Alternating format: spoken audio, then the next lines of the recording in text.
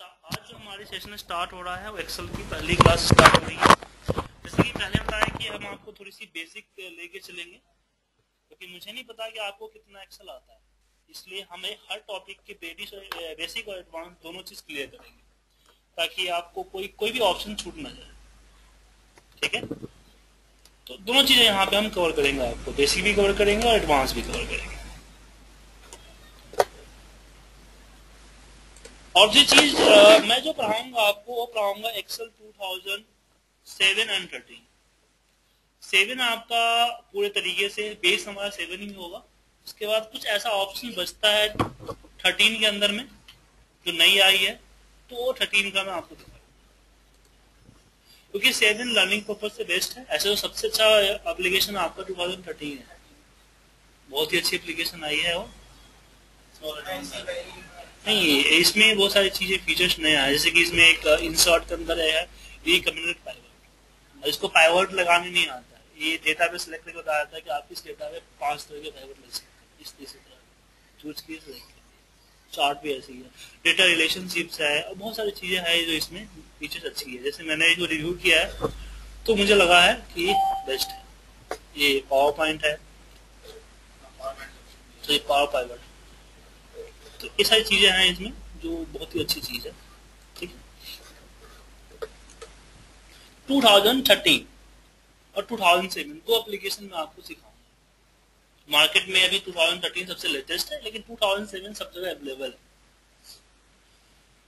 तो आपको एक्सेल से फैमिलियर हो सभी लोग, आपको ऐसा तो नहीं है एक्सेल पे बिल्कुल नया हो। एक्सेल बिल्कुल आप लोग भी फैमिलियर है, सब चीज जानते हो। तो थोड़ी बेसिक उतनी डीपली बेसिक में नहीं जाऊंगा, लेकिन जो चीज मुझे लगा कि हाँ ये चीज आपको नहीं शायद नहीं आता हो, वो चीज ही पढ़ाऊंगा मैं आपको। तो आगे बढ़ने से पहले हम सबसे पहली चीज ये देखते हैं कि एक्सेल की जो लिमिटेशंस है एक एक फीचर्स की, वो जिसको पहले समझते हैं कि हम कॉलम को कितना बड़ा कर सकते हैं, रो को कितना बड़ा कर सकते हैं, कितने कैरेक्टर टाइप कर सकते हैं, ये जिससे जो भी लिमिट्स है। तो लिमिट्स को हम रट्टा नहीं मारेंगे, लेकिन थोड़ा उसके बारे में जान लेने पे अच्छा होता है। लेकिन क्वेश्चन नहीं उठता है कि हम क्यों जाने, हमें क्या मतलब कि कॉलम को कितना बड़ा कर सकते हैं। माउस से गिरते जाएंगे, जहां तक बड़ा होगा वहां बड़ा कर लेंगे।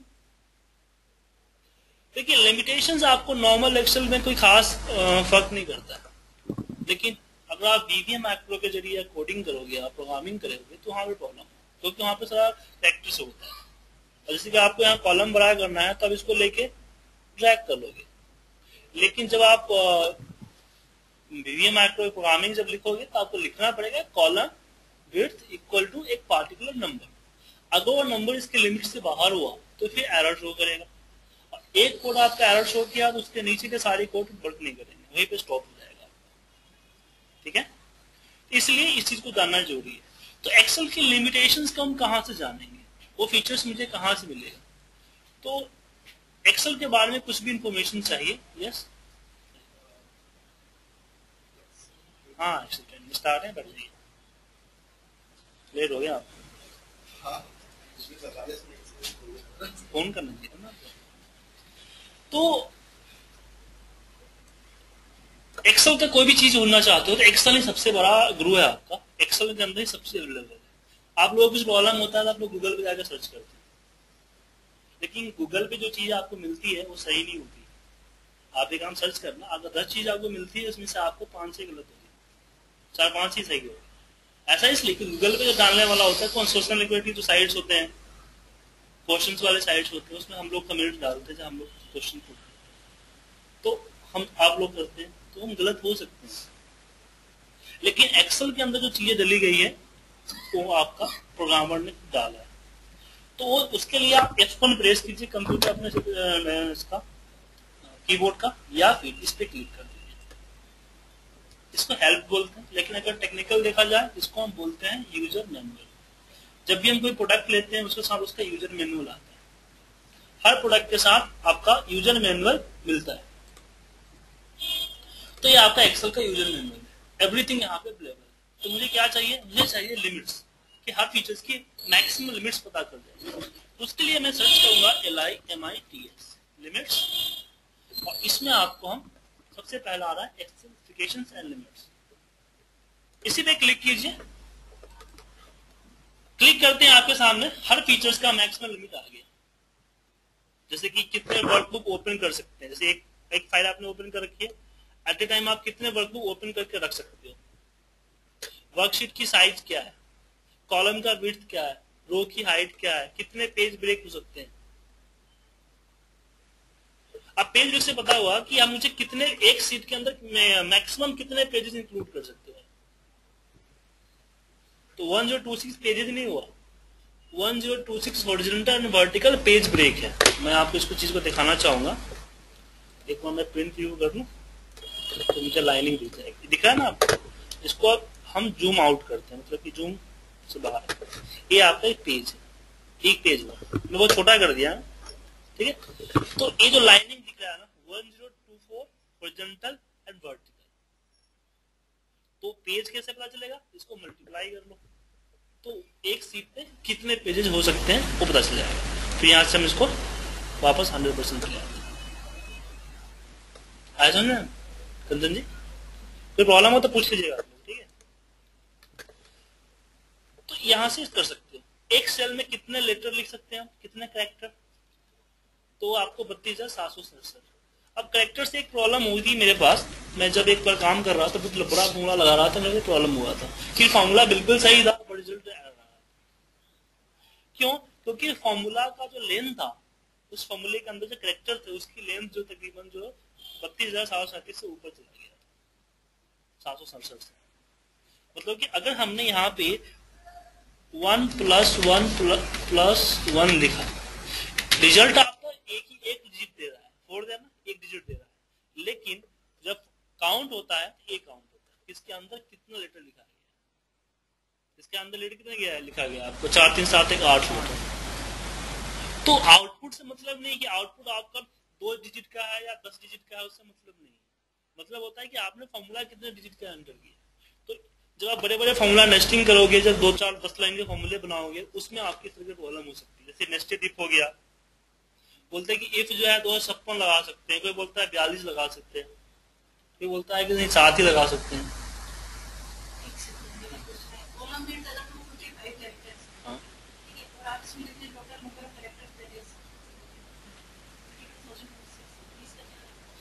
कॉलम विड्थ हुआ कि हम कॉलम को कितना बड़ा कर सकते हैं, ठीक है ना। और लेटर हुआ कि एक सेल के अंदर में, जैसे हमने लेटर टाइप किया ना, कितने 2 लेटर टाइप किया, ऐसे कितने लेटर टाइप कर सकते हैं, वैल्यू में भी और फॉर्मूला में भी। ये फॉर्मूला के अंदर कितने लेटर टाइप हुए हमारे, 8 हो गया ना। तो ऐसे लेटर हम 32,767 ही टाइप कर सकते हैं। और कॉलम की साइज मतलब कि इतना बड़ा कर सकते हैं जिसमें हमारा 255 कैरेक्टर दिख सके। ऊपर दिख रहा है ना आपको 61.71, ऐसे 55 मैंने 255 कैरेक्टर दे सकते हैं। तो रिपोर्ट ऑटोमेशन में क्या होता है ना, कभी कभी हम इस चीज को गड़बड़ी करते हैं। जैसे मान लीजिए आपने रिपोर्ट का फॉर्मेट बनाया है, तो कहीं से डेटा पुट करके ला रहे हो, तो आप उसको चाहते हो कॉलम भी एडजस्ट हो जाए, डबल क्लिक कर देते हो या फिर एक पर्टिकुलर कॉलम भी डाल देते हो। तो उसमें तो ये क्या होता है, बहुत ज्यादा लिखना होता है हमें कि हमने कहीं से डेटा कॉपी करके ला रहे हैं, तो बहुत बड़ा डेटा है, एक सेल के अंदर आ रहा है, तो काफी बड़ा होगा, तो चाहते हो कॉलम भी बड़ा रख ले। तो उसमें आपको पता होना चाहिए कितना बड़ा कॉलम रख सकते हो आप वीवी माइक्रो के जरिए। तो उसके लिए लिमिट्स, तो इसको रट्टा मारने की जरूरत नहीं है, बट एक बार कैजुअली आप पढ़ लोगे ना, तो पढ़ने से क्या होगा कि आपको जब प्रॉब्लम होगी तो आपको दिमाग में इस तरह की चीजें दूर जाएगी और तुक्का लगा सकते हो कैसे, ऐसी प्रॉब्लम तो नहीं है। इसमें एक चीज और कि बहुत सारे लोग अनलिमिटेड वर्ड यूज कर देते हैं कंप्यूटर में। मैं किसी से पूछा कि हम कितने वर्ड को ओपन कर सकते हैं, तो अनलिमिटेड कर सकते हैं, या फिर कितने शीट्स ले सकते हैं एक फाइल के अंदर। बाय डिफॉल्ट तो 3 या 4 5 मिलते हैं आपको, ऐसे आप कितने इंसर्ट कर सकते हैं, तो इसकी भी लिमिट नहीं है, अन्ना हम अनलिमिटेड कर सकते हैं। ऐसा इसलिए कि सिंपल सी थ्योरी है कि जब भी आप कंप्यूटर के अंदर कुछ भी परफॉर्म करते हो, जैसे मैंने यहाँ पे एक डिजिट लिखा ए, तो इसने मेमोरी में थोड़ा स्पेस तो लिया। तो इस तरह से अगर हम जब सीट क्रिएट करते हैं तो कुछ ना कुछ स्पेस तो लेता है मेमोरी में।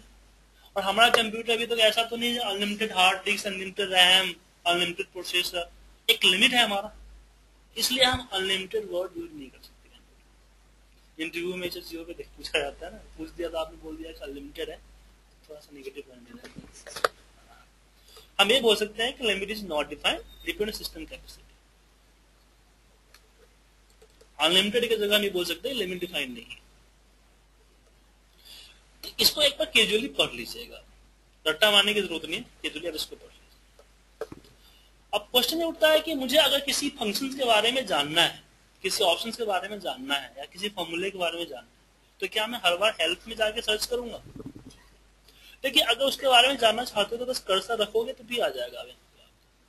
इसको बोलते हैं स्क्रीन टिप्स। जब भी आप फॉर्मूला लिखते हो, जैसे मैंने वी लूकअप का फॉर्मूला लगाया, तो आपके यहाँ पे डेफिनेशंस का आ जाता है कि क्या करता है। तो हर चीज के लिए आपको जानने की जरूरत नहीं है। जैसे कि मुझे अगर यहाँ पे कर्सर लिखा या इसके बारे में मुझे पता चल जाता है।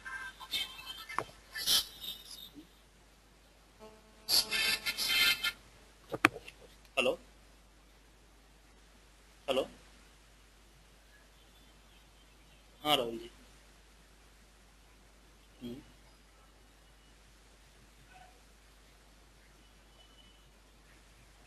मैं आपको थोड़ी देर कॉल करूँ, मैं क्लास हूँ, क्लास खत्म करके बात करता हूँ आपसे, ठीक है? मैं इसी नंबर पे कॉल करता हूँ।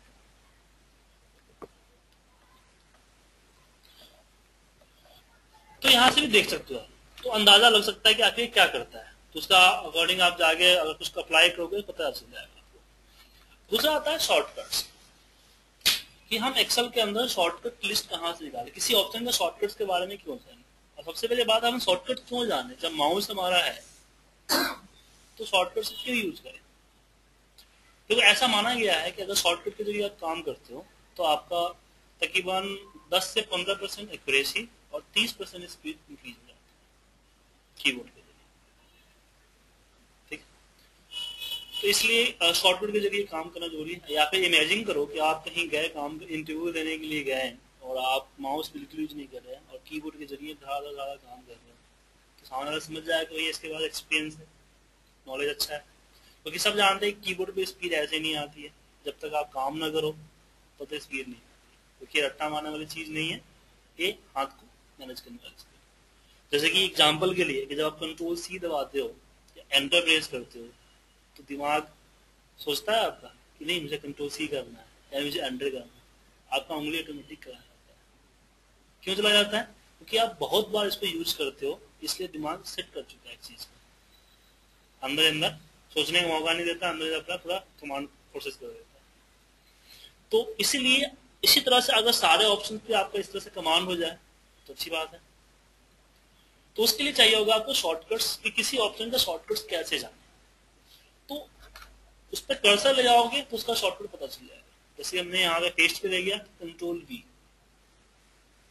तो इस तरह फिल्टर पे ले जाएंगे तो फिल्टर का मुझे पता चल गया control shift F, sorry control shift F, ठीक है? लेकिन इसमें एक छोटा सा प्रॉब्लम आता है, क्योंकि हम इसी तरह से हर ऑप्शन पे कर्सर ले आके उसका शॉर्टकट देखते रहे, एक लिस्ट निकल जाता तो मैं प्रिंट आउट निकाल सकता था, अपने डेस्क पे लगा सकता था या पढ़ सकता था। तो इसके लिए आप वही हेल्प पे चले आइए। हेल्प पे आपको यहाँ पे दिखेगा, यहीं पे सर्च, जहाँ पे आपने लिमिट सर्च किया था ना ऊपर, यहीं पे आप सर्च कर शॉर्टकट सर्च कर लीजिए। शॉर्टकट्स चौथा नंबर आपका आ रहा है एक्सेल शॉर्टकट्स एंड फंक्शंस की। क्लियर है? यहां पे आपके हर शॉर्टकट्स एंड उसका डेफिनेशन यहां पे दिखा हुआ है। तो इसको रट्टा मारने से आपको याद नहीं हो, आपको इस पे काम करना है, प्रैक्टिस करना है। तो प्रैक्टिस किस तरीके से करोगे? तो मैंने काफी बच्चों को सलाह दिया था, मैं भी इस तरह से ही अपने कीबोर्ड पे स्पीड लाया था। जो आपके ऑफिस में कोई ऐसा आवर होगा जिसमें आपके पास काम कम होगा, काम होंगे भी तो उसका कोई डेडलाइन ना हो, आज भी कर सकते हो कल भी कर सकते हो, ऐसे कोई घंटे 1-1.5 घंटे इवनिंग में लंच के बाद ऐसा टाइम होता है आपके पास। मॉर्निंग में तो नहीं होता है, मॉर्निंग में तो रिपोर्ट भेजने की जल्दी होती है। तो 1 या 2 घंटा आप सेट कर लो कि 1-2 घंटा में जो भी काम करना है मुझे, सारा काम कीबोर्ड से करना है, माउस को बिल्कुल यूज नहीं करना है, ठीक है? एकदम पूरा प्रण ले लो कि मुझे पूरा काम कीबोर्ड से करना है, चाहे मेरा 10 मिनट काम घंटे में क्यों ना। इसलिए मैंने बोला कि ऐसा टाइम चूज करो जिसमें आपको काम का जल्दी हो, आपका रिपोर्ट से आप जो भी काम कर रहे हो कंप्यूटर पे कोई प्रॉब्लम मतलब उसमें कोई जल्दबाजी नहीं है या करके देना ही है। ऐसे आवर में आप बिल्कुल काम अपना कीबोर्ड के जरिए करो, सबसे अच्छा रहेगा। धीरे धीरे आपका 2 घंटा 1 घंटा 2 घंटा पूरा दिन में कन्वर्ट हो जाएगा, महीने 2 महीने थोड़ा टाइम लगेगा, कन्वर्ट हो जाएगा। और कीबोर्ड की स्पीड आने पे काम करने में अच्छा लगता है। ठीक है, तो यहाँ से कीबोर्ड के शॉर्टकट्स को आप प्रिंट आउट निकाल लीजिएगा।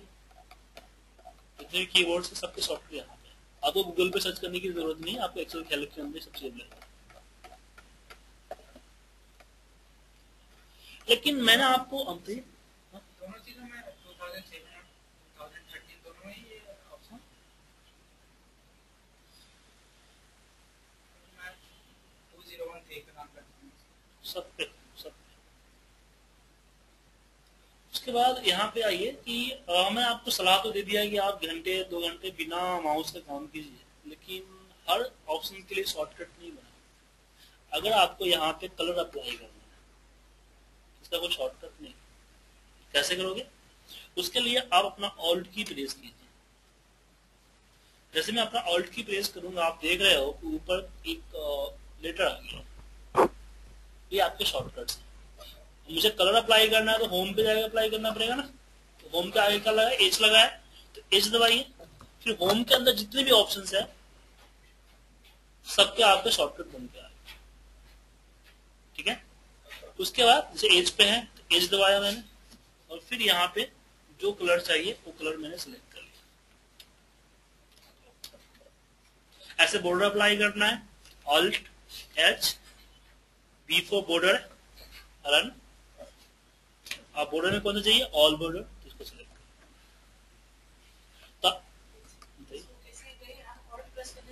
हाँ, ऑल प्रेस करने से आपका मेनू बार एक्टिवेट हो गया। हाँ, जहां पे अप्लाई करना चाहते हो वहां सिलेक्ट करना ही पड़ेगा ना आपको। उसके बाद जैसे ऑल्ट प्रेस करोगे तो आप देखो ऊपर सारे मेनू बार एक्टिवेट हो गए, सबके सामने एक लेटर आ गया, ये शॉर्टकट।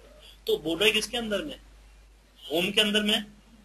तो आप एच दबाओगे तो होम के अंदर जितने भी ऑप्शन है सारे एक्टिवेट हो गए। बी फॉर बॉर्डर, और फिर इसके ऑल बॉर्डर देख रहे हैं आप, इसमें ए लगा है, ए दबा दिया। तो वन टाइम आपको दिक्कत हो, सेकंड टाइम से आपको दिमाग सेट हो गया कि alt H for home, B for border, A for A, even all border.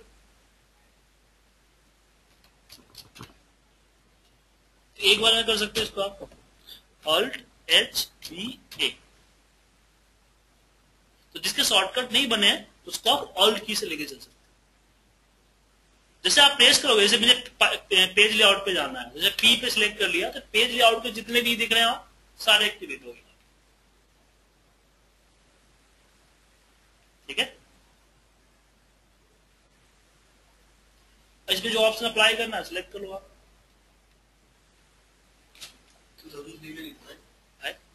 2003 में तो हाँ 2003 में भी था, लेकिन वो इस तरह से बॉक्स नहीं आता था।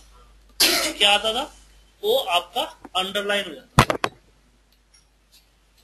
तो आपका अंडरलाइन हो जाता है। जैसे कि मैं राइट क्लिक करता हूं तो यहाँ पे देखो टी के नीचे अंडरलाइन है, सी के नीचे अंडरलाइन है, पी के नीचे अंडरलाइन, या फिर आपको यहाँ पे एस के नीचे अंडरलाइन।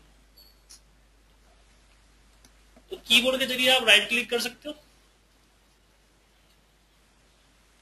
कीबोर्ड में एक ऑप्शन होता है राइट क्लिक करने का,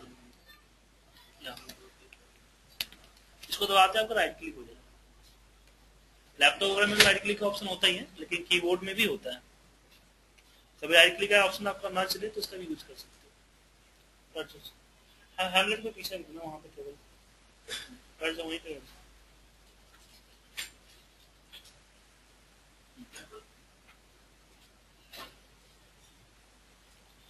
अब इसमें देखिए ना कि हर एक ऑप्शन जो है, जितने भी कट कॉपी पेस्ट दिख रहे हैं आपको, किसी के नीचे आपको अंडरलाइन लगा हुआ है। ये अंडरलाइन आपका शॉर्टकट है। अब मुझे फॉर्मेट सेल पे क्लिक करना है तो मुझे एफ दबा दूंगा कीबोर्ड का, क्योंकि एफ के नीचे अंडरलाइन था। तो अब मेरा फॉर्मेट सेल क्लिक हो जाएगा। और इसके अंदर मैं टैब से अंदर जाऊंगा, टैब एंड एरो यूज करके इसके अंदर मूवमेंट कर सकते हैं। ठीक है, लेकिन मुझे अगर अलाइनमेंट पे जाना है तो एक मैं टैब दबाता रहूंगा। जब मेरा ये नंबर एक्टिवेट हो गया तो फिर मैं यहाँ पे राइट एरो यूज करूंगा, लेफ्ट राइट एरो आगे पीछे करने के लिए। या फिर दूसरा क्या है कि कंट्रोल टैब यूज कर सकते हैं। कंट्रोल टैब ये इंटरनेट वगैरह पे भी सेम वर्क करता है। अगर आप पेज आपने मोजिला के 2-3 पेज खोल रखे हैं तो अगर मुझे आपको आगे बढ़ाना है तो इस तरह से आप बढ़ा सकते हैं कंट्रोल टैब से। तो यहाँ भी चलता है कंट्रोल टैब, ये सारे एप्लीकेशन में चलता है जो इस तरह की जो चीज आती है। क्या? हाँ इसमें तो आप टैब यूज कीजिए ना। यहाँ पे देखिए डी की नीचे लाइन है, डी पे आइए, यहाँ पे डालिए डिग्री, हमने 45 डाला, आ गया सर। ऐसे आप एक तो नीचे अंडरलाइन है, इसे मर्ज करना है आपको तो एम के नीचे अंडरलाइन है तो एम को प्रेस कर दीजिए, एम क्लिक हो जाएगा। या फिर आप टैब दबाते रहिए, इस पे जब कर्सर आ जाएगा तो आप स्पेस बार मार दीजिए, क्लिक अनक्लिक क्लिक अनक्लिक, ठीक है। इससे तो आगे बढ़िए। अब मैं बॉर्डर में हूं, बॉर्डर से वापस अलाइनमेंट में आना है। जब बॉर्डर में हूं तो वहां से नीचे वो वापस मुझे अलाइनमेंट में आना है। तो अलाइनमेंट में आने के लिए क्या करना होगा? 10 कंट्रोल शिफ्ट टैब। शिफ्ट हमेशा रिवर्स का काम करता है। कंट्रोल टैब से अगर आगे जाते हो आप तो कंट्रोल शिफ्ट टैब से वापस आओ। शिफ्ट हमेशा रिवर्स का काम करता है, जहां भी लगा दो। जैसे आप टाइप करते हो तो आप टाइप करो तो ए स्मॉल आता है, जब शिफ्ट लगाते हो तो कैपिटल हो जाता है, क्योंकि स्मॉल का अपोजिट क्या होता है? तो हमेशा रिवर्स का काम करता है। तो यहाँ पे कंट्रोल टैब से आगे बढ़ोगे, कंट्रोल शिफ्ट टैब से पीछे बढ़ोगे, टैब से आगे कंट्रोल शिफ्ट टैब से पीछे। क्लियर है मैम? आपको डाउट है? इसका यूज कर सकते हो। अब दूसरा आता है कि आप कर्सर मूवमेंट करने के लिए आप क्या करते हो? माउस के अलावा कीबोर्ड यूज करते हो कि down up left right? Right arrow use करते हो कर्सर मूवमेंट करने के लिए। अब सोचो कि कभी अगर कर्सर खराब हो गया है या काम नहीं कर रहा, या फिर आपने स्क्रॉल लॉक जो है वो ऑन कर दिया, जरूरी है आपके स्क्रॉल लॉक, तो कर्सर मूवमेंट कैसे करोगे? तो उसके लिए आपके पास 2 ऑप्शन तो ऑलरेडी है। टैब से आप आगे बढ़ सकते हो, एंटर से नीचे आ सकते हो। शिफ्ट हमेशा रिवर्स का काम करता है, तो शिफ्ट टैब से ऊपर, सॉरी शिफ्ट एंटर से ऊपर और टैब से आगे, शिफ्ट टैब से पीछे, इसका यूज कर सकते हैं। ऐसी चीजें इसलिए बता रहा हूं ना आपको क्योंकि किसी भी सिचुएशन में आप काम कर सको, ठीक है। कीबोर्ड हैंडलिंग जो है हमारा शॉर्टकट हैंडलिंग, इसीलिए आज का टॉपिक हमारा है शॉर्टकट हैंडलिंग, कि आप किसी भी सिचुएशन में अपना काम कर सको। या फिर कुछ काम के जो शॉर्ट तरीके हैं वो मैं आपको समझा रहा हूं। तो कीबोर्ड को हैंडल करना आपने सीख लिया। अब मान लीजिए कीबोर्ड ही खराब हो गया, तो उस केस में आप कैसे यूज करोगे? माउस से टाइप कैसे करोगे? एक वर्चुअल कीबोर्ड होता है ना, ऑन स्क्रीन कीबोर्ड, उसका यूज कर सकते हैं, ठीक है। ऑन स्क्रीन कीबोर्ड ये आपका कौन सा विंडो 7 है? आप तो स्टार्ट पे क्लिक कीजिए, स्टार्ट पे, और सर्च आ रहा है ना, सर्च पे टाइप कर दीजिए, ऑन स्क्रीन आ जाएगा। आ गया? मेरा विंडो 8 है ना, तो मैं यहाँ पे टाइप कर देता हूँ ऑन स्क्रीन, तो आ जाता है यहाँ पे। ऐसे एसेसरीज के अंदर होता है, तो all program accessories easy to access के अंदर होता है। क्या कीबोर्ड माउस दोनों नहीं हो तो फिर तो लगाना ही पड़ेगा ना, तो एक तो चाहिए ना।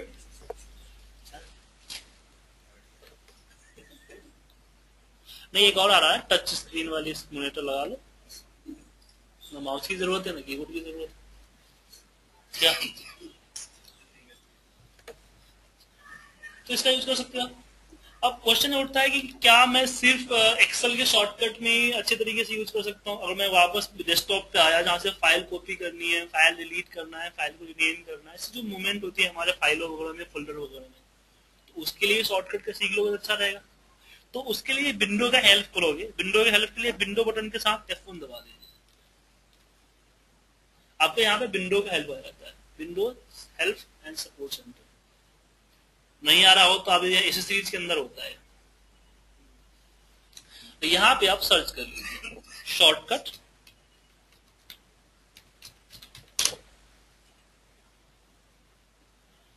आ गया आपको कीबोर्ड शॉर्टकट।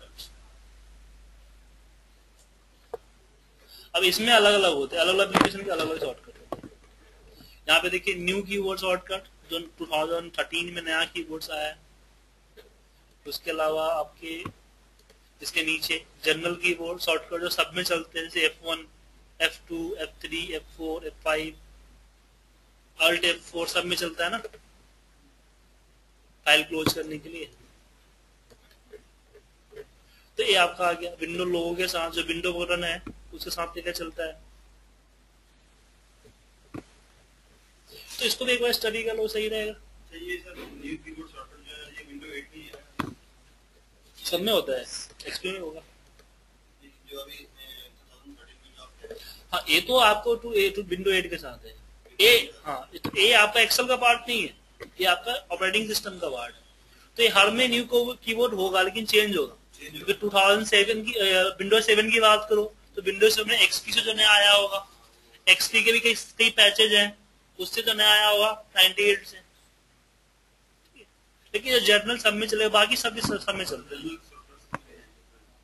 ठीक है, उस विंडो के। तो यहां से आप सर्च कर सकते हो।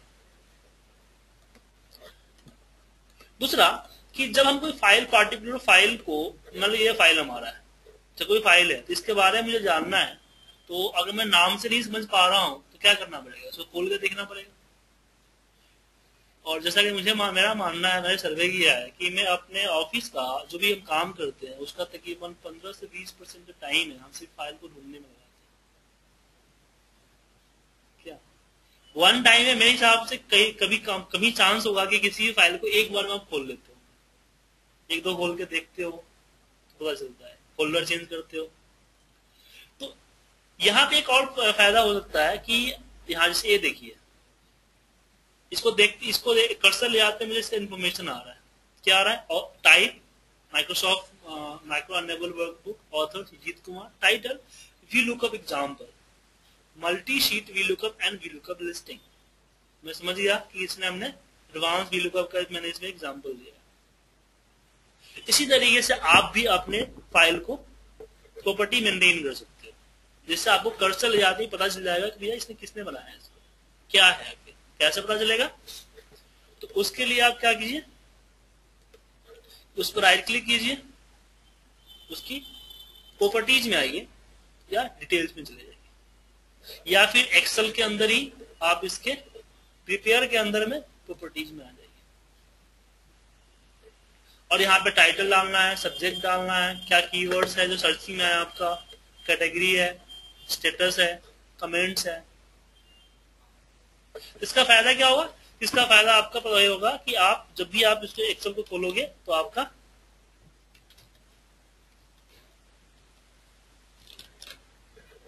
जैसे मैं इसको टाइटल कर देता हूं,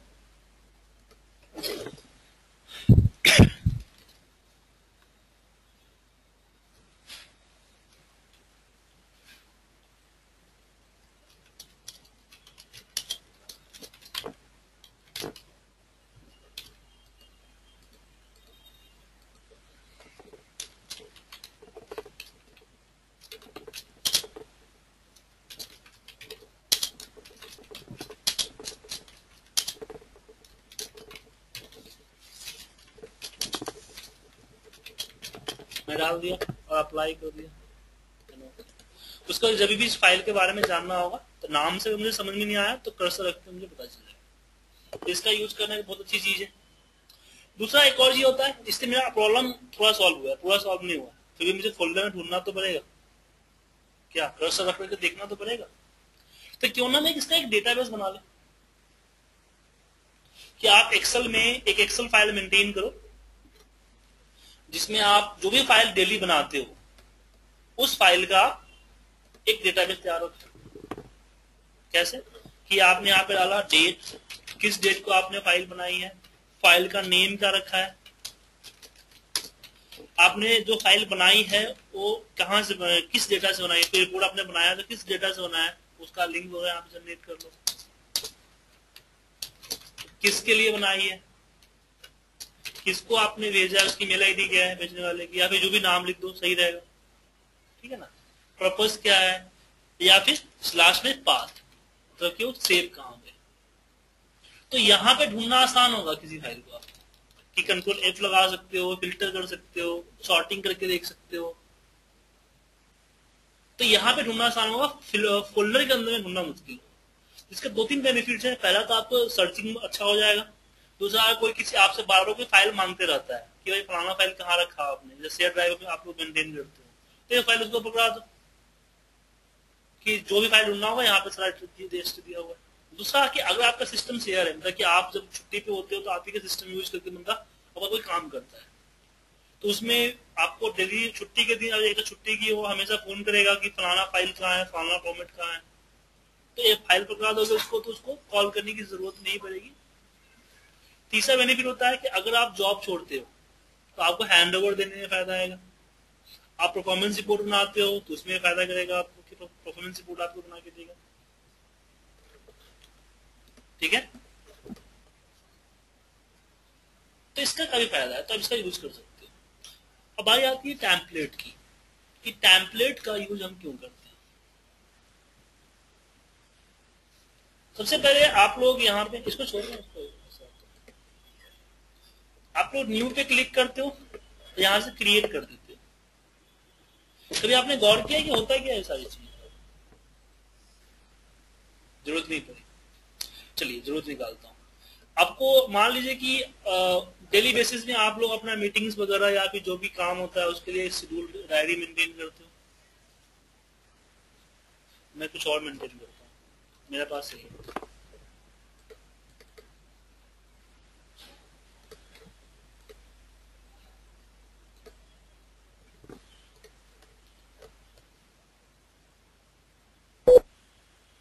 मैंने इसको बनाया नहीं है, मुझे बना बनाया मिल गया है। मैं यहाँ पे जैसे कि आपकी क्लास जो है ना, फैब है ना आपकी, फैब में आपकी क्लास स्टार्ट होगी 15, ठीक है। मैं 15 सैटरडे है, सैटरडे का नहीं है, इसमें कहीं लिख देता हूँ, कहीं भी आप 15 टाइप करोगे ना वायलेट हो जाएगा। यहाँ पे बैचेज है, आपके अपने बैचेज डाल सकते हो। तो ये मिला कहाँ मुझे, तो जैसे मैं कंट्रोल न्यू पे क्लिक किया तो यहाँ पे कैलेंडर के अंदर मुझे 7 वो ये तो 13 था, 13 था। तो यहाँ से जो चीज है ना, यहाँ पे जो कुछ कैटेगरी दिया हुआ है, इस कैटेगरी से यहाँ निकाल सकते हो मुझे कौन सा चाहिए। मतलब मल्टी ईयर कैलेंडर चाहिए, या प्रीवियस ईयर कैलेंडर चाहिए, या अदर कैलेंडर चाहिए। तो इसमें बाय डिफॉल्ट बने बनाए फॉर्मेट्स हैं जिसको आप यूज कर सकते हो। सिर्फ इसकी नहीं है, इनवाइस की हो गई, कोई फॉर्म बनाना है, तो इन्वेंटरीज एंट्री करनी है आपको। तो आपको मान लीजिए कोई नई काम मिल गई आपको, आपको इसके बारे में आइडिया नहीं है, तो इस रिपोर्ट को देखने से आपको एक आइडिया तो मिल जाएगा, फिर अपने अकॉर्डिंग चेंज कर लोगे। जैसे रिपोर्ट्स होंगे सारे,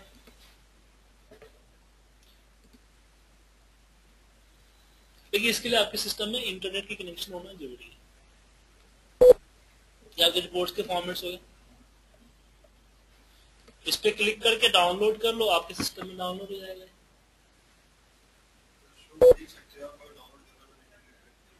नहीं, देखने के लिए इंटरनेट चाहिए। नहीं, ऑप्शन तो रहेगा, जब इंटरनेट नहीं रहेगा तो फिर डाउनलोड नहीं होगा ना, दिखेगा। तो अभी मेरा भी है ना, गो टू मीटिंग चल रहा है ना, तो ये पूरा नेट कंज्यूम कर लेता है, तो किसी और एप्लीकेशन चलाता हूँ दिक्कत करता है, ठीक है। तो अच्छी फीचर्स है यहाँ से। अब खुद के भी टेम्पलेट बना सकते हो। अब टेम्पलेट की जरूरत क्यों पड़ेगी, आप डेली रिपोर्ट बनाते हो, क्या करते हो, प्रीवियस रिपोर्ट को उठाते हो, सेव एज करते हो आज के डेट से, फिर जो कल की जो डेटा था उसको क्लीन करते हो, डिलीट करके फिर नया डेटा डालते हो। डेली यही काम होता है रिपोर्ट बनाने का, पर डे। अगर मान लो कि आज मैं रिपोर्ट को बनाई थी, उसमें एक फीचर मुझे हटाने के लिए बोला गया, कल मैं इस बात को भूल गया, तो जब तो कोई मुझे बोलेगा नहीं कि फीचर्स क्यों हटाया, तो रिपोर्ट वही जल्दी रहेगी। मान लो आप रिपोर्ट आज रिपोर्ट बना रहे थे, किसी ने बोला कि मुझे एक कॉलम आज रिपोर्ट में मत भेजना, तुमने इसको डिलीट करके भेज दिया। सुबह की बात हुई, एक दिन बाद मैं दिमाग में नहीं था, मेरी आदत थी, हैबिट था कि पिछली रिपोर्ट को सेव एज करना, मैंने आज की रिपोर्ट उठाया, सेव एज करके और भेज दिया। कोई नहीं देखा, नहीं, आज भी रिपोर्ट चली गई, कल भी, परसों भी, ऐसे महीने 2 महीने तक चलता रहा। 2 महीने बाद किसी ने कुछ एनालाइज किया कि भाई ये नहीं है, तो फिर आप देखो भाई क्यों नहीं जा रहे, फिर 2 महीने पहले रिपोर्ट को दोनों को कौन सा रिपोर्ट, तो गलत है ना, सीक्वेंस में आप लेके जा रहे हो तो इसमें गलत है। तो उसके लिए आप एक टेम्पलेट को है ना बना के रखा करो। कैसे? जैसे मान लीजिए छोटा सा टेम्पलेट में बना रहा हूं, डेट, नेम,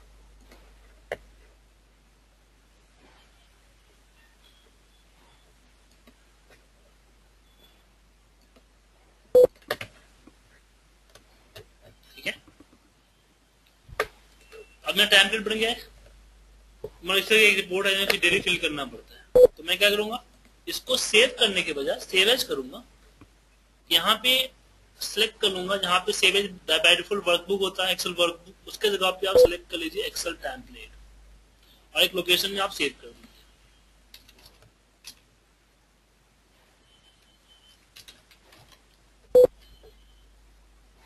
और सेव पे क्लिक कर दीजिए आप, इसको बंद कर, अब इसको वापस सेव करने की जरूरत नहीं है, इसको क्लोज कर। और जब भी आपको जरूरत पड़ा, आप एक तो आपका आइकन चेंज हो जाएगा, इसका देखना, इसका आइकन चेंज हो गया आपका, जनरल आपका इस तरह का रिपोर्ट है और इसको इस तरह का। जब इसको क्लिक करके ओपन करोगे तो हमेशा आपको रिपोर्ट्स 1 के नाम से आएगा, रिपोर्ट 1 है, आपको ब्लैंक मिलेगा। इसमें कुछ भी काम किया आपने, जैसे कंट्रोल एस करोगे वो सेव नहीं होगा, सेव एज होगा, सेव नहीं होगा, सेव एज, ठीक है। इसे क्या होगा, हमेशा आपका रिपोर्ट ब्लैंक, या आपको हमेशा ब्लैंक दिखेगा आपको। हाँ, तो एक बार सेव एज टेम्पलेट कर दोगे ना, हमेशा आपको एक फॉर्म की तरह हमेशा खुल के आएगा, नहीं, इसमें डेटा प्रीवियस डेटा नहीं होगा, जैसे आपको करंट डाटा डालना है। और जब भी आप डेटा डालने के बाद कंट्रोल एस करोगे तो आप अपने रिपोर्ट के नाम पे जहाँ सेव करना वहां सेव, हाँ, तो उसी को ओवरराइट कर दो, उसी अगर मॉडिफाई करना आपको, तो जिस लोकेशन पे है, जिस नाम से है, उसी नाम पे उसी फॉर्मेट में आप सेव करोगे तो आपसे पूछेगा ओवरराइट, रिपोर्ट्स कौन आएगा ना, आया ना, रिपोर्ट्स का सेव करूंगा तो मुझसे पूछ रहा है ना, यस करोगे तो ओवरराइट हो जाएगा, ठीक है। एक्सेल टेम्पलेट बहुत अच्छी चीज है, इसका यूज कीजिए। फाइल लोकेशन सिस्टम वो भी बहुत अच्छी चीज है, एक फाइल का पूरा टेम्पलेट बना के रखिए कि आपका फाइल कहाँ पे सेव है, क्या सेव है, ताकि ढूंढने में परेशानी ना हो। फाइल की प्रॉपर्टीज को मेंटेन कीजिए, जिससे आपको ढूंढने में प्रॉब्लम ना हो, या फिर कोई भी उसको देख सके कि भाई ये फाइल किसने क्यों बनाया, तो ये भी एक अच्छी चीज है। तो शॉर्टकट हैंडलिंग में आपको मैंने सिखाया कि इस तरीके से एक्सेल पे आप शॉर्टकट के जरिए काम कर सकते हो, और बाकी कुछ चीजें हैं जो हमने आपको बताई। अब शॉर्टकट हैंडलिंग के बाद हम चलते हैं सेटिंग्स पे। बोलोगे सर पहले क्लास में हम सेटिंग सिखा रहे हो, देखिए एक्सेल बिल्कुल हमारे नया है, जब कोई नई चीज होती है उसको अपने अकॉर्डिंग सेट करते हो। जैसे सेलफोन खरीदा हमने तो उसको हम अपने अकॉर्डिंग उसका वॉलपेपर, रिंगटोन वगैरह चेंज करते हैं ताकि आगे से प्रॉब्लम हो। उसी तरह से माइक्रोसॉफ्ट ने जो आपको एक्सेल दिया है, इसमें कुछ उसने बाय डिफॉल्ट सेट किया हुआ है, तो उस बाय डिफॉल्ट सेटिंग को चेंज करके अपने अकॉर्डिंग हमें करना है, ताकि इन फ्यूचर हमें कोई प्रॉब्लम ना हो, कोई परेशानी ना हो, ठीक है, या फिर कुछ ऐसी चीजें हैं जो हमें प्रॉब्लम देती है, तो ऐसे चीजों को हम यहाँ से चेंज कर सकते हैं। तो उस केस में हम यूज करेंगे एक्सेल की सेटिंग का, क्योंकि आपको जो ऑफिस बटन देख रहे हो इसमें और की चीजें सीखने वाली तो है नहीं, सेव, ओपन, क्रिएट वगैरह तो आप जानते ही हो। सीधे हम एक्सेल ऑप्शन पे जाते हैं। एक्सेल ऑप्शन में कई सारे कैटेगरी है, जैसे कि popular, formula, proofing, save, advance. हम देखते हैं यहाँ से पॉपुलर से। तो अब एक्सेल सेटिंग में हर एक ऑप्शन सीखने की जरूरत नहीं है, क्योंकि इस एक्सेल की सेटिंग है, अगर जितना मतलब की चीज है उतने सीखो, अगर बाकी को छेड़छाड़ की हो तो एक्सेल को आपको री इंस्टॉल करना पड़ जाएगा, ठीक है। इसलिए उतना ही सीखो जितना आपको जरूरत है, जितना जरूरत महसूस होती है। सबसे पहले आपको आता है एनेबल लाइव प्रीव्यू। इसका मतलब क्या होता है कि 2007 ऑनवर्ड क्या है कि आप जब भी कोई कलर अप्लाई करते हो उसका लाइव प्रीव्यू दिखाता है। जैसे कर्सर ले जाते हो, ये 2003 में क्या था कि जब मैं इस पे क्लिक करता था तभी इसका इफेक्ट आता था। मतलब कि कोई कलर यहाँ पे अवेलेबल है, अब मुझे सेम ऐसा ही कलर नीचे लगाना है, तो मैं एक एक कलर डाल के देखता था, बराबर एक जैसा नहीं है, क्योंकि यहाँ से थोड़ा सा कलर ब्लाइंडेड हो तो दिक्कत होती है, लेकिन जब यहाँ पे लेके जाओगे तो लाइनिंग हट जाएगी, इकट्ठा आ गया ना। तो लाइव प्रीव्यू आपको एक्सेल 2007 ऑनवर्ड है, लेकिन कभी कभी किसी सिस्टम में या किसी वर्जन में ये चीज नहीं मिलता है। ये एक्सेल हो जाए यहाँ पे, एक्सेल के बटन जो है इसी ऑफिस बटन बोलते हैं इसको, इसी के अंदर एक्सेल ऑप्शन। और 2013 या 10 में जाओगे तो यहाँ पे आपको फाइल दिखेगा, फाइल के अंदर ऑप्शंस, ठीक है। तो चेंज नहीं किया, डिफॉल्ट होता है, ऐसा ही होता है। लेकिन किसको अगर किसी ने आपको हटा दिया, किसी सिस्टम से आप हट गया है, या फिर किसी वर्जन में डिफॉल्ट नहीं है, तो यहाँ से अगर क्लिक है तो अनेबल है, अनक्लिक कर दिया तो डिसेबल हो जाएगा, ठीक है। तो इसका यूज करते बाय डिफॉल्ट अनेबल ही होता है। दूसरा आपका होता है डेवलपर बार, ये डिसेबल होता है। तो आपके सिस्टम में जब भी खोलोगे तो देखोगे तो व्यू के बाद जो है कुछ दिखेगा नहीं, तो डेवलपर बार जो है वो आप यहां से ला सकते हो, क्लिक करोगे डेवलपर बार आ जाएगा। डेवलपर बार से क्या होता है, गुड क्वेश्चन।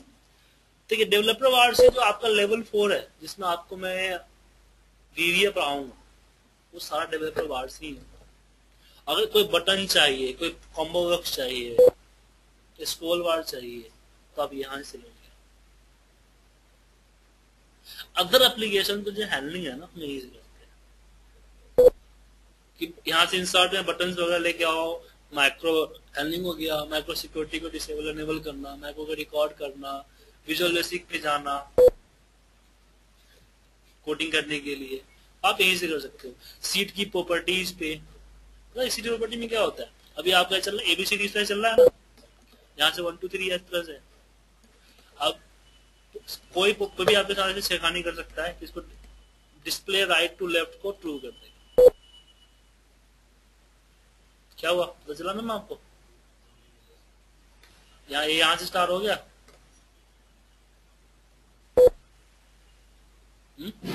तो आप डेवलपर वाले में जाके फिर प्रॉपर्टी में जाके तो यहाँ से फॉल्स करोगे तो आपका नॉर्मल हो जाएगा। अचानक आपने फाइल खोला और आप देख रहे हो कि इधर पूरा का पूरा इस तरह से आ रहा है, काफी प्रॉब्लम हो जाएगी ना।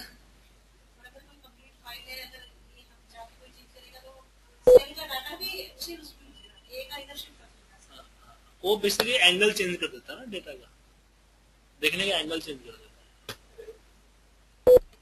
क्लियर है। ये ज्यादा गल्फ कंट्रीज में ऐसे होता है। मैं तो फ्राइडे को क्लास होती है हमारी गल्फ कंट्री से, जैसे कि दुबई हो गया, बहरीन हो गया, तो कुवैत हो गया, तो उनके वो लोग ज्यादातर इंग्लिश में कम काम करते हैं। वो अपना अरबी भाषा है ना, वो पूरा कंप्यूटर उसी पे सेट कर रखा है, उस पर काम करता है। तो उससे मुझे पता लगा सर एक प्रॉब्लम आ रही है, उसको सॉल्व कर दो। तो मैं ठीक है दिखाई गया, तो उसने जो अपना स्क्रीन दिखाया, मैं बोला भाई मुझसे नहीं होने वाला, तो अजीब सा पूरा था। ये स्टार्ट यहाँ नहीं आ रहा था, स्टार्ट इधर आ रहा है। तो देखो स्टार्ट मेनू किधर है, तो गौर किया तो इधर आ रहा है स्टार्ट मेनू, इसका टाइम इधर आ रहा है, पूरा एंगल चेंज है, उन्होंने अपने तरफ से बना रखा है। हमने हमारे इंडिया के भी है। यहाँ पे गया था राष्ट्रीय भवन में, मैं गया था ट्रेनिंग देने के लिए डिफेंस मिनिस्ट्री के लिए, तो 2-3 सिस्टम से हिंदी के लिए हिंदी है, पूरा सिस्टम हिंदी का है, कीबोर्ड पूरा हिंदी में है, अल्फाबेटिक है ही नहीं। होते ना बुधवार को हिंदी में लोग बातचीत करते हैं और हिंदी के काम करते हैं, कंप्यूटर हर चीज हिंदी में होता है, इंग्लिश यूज नहीं करते। हिंदी दिवस बोलते हैं, हिंदी कार्य दिवस, बाकी और दिन हम बोलते हैं। तो वहाँ गया था ना, देखा वाले की सिस्टम तो पूरा यहाँ था, स्टार्ट के यहाँ लिखा हुआ था शुरू करें।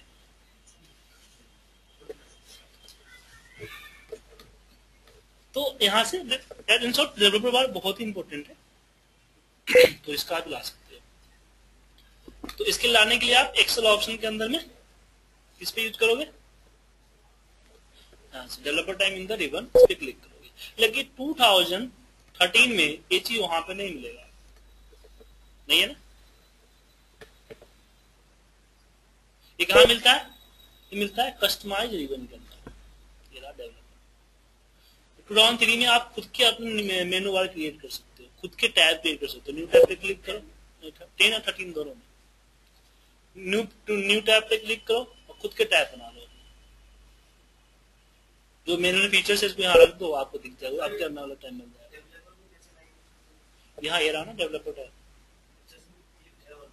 नहीं मैंने क्लिक किया, जरूरत पड़ती है ना। आप बाय डिफॉल्ट इस तरह से अनक्लिक हो गए। अब मैं ओके करूंगा तो यहाँ पे डेवलपर टाइप मिल जाएगा,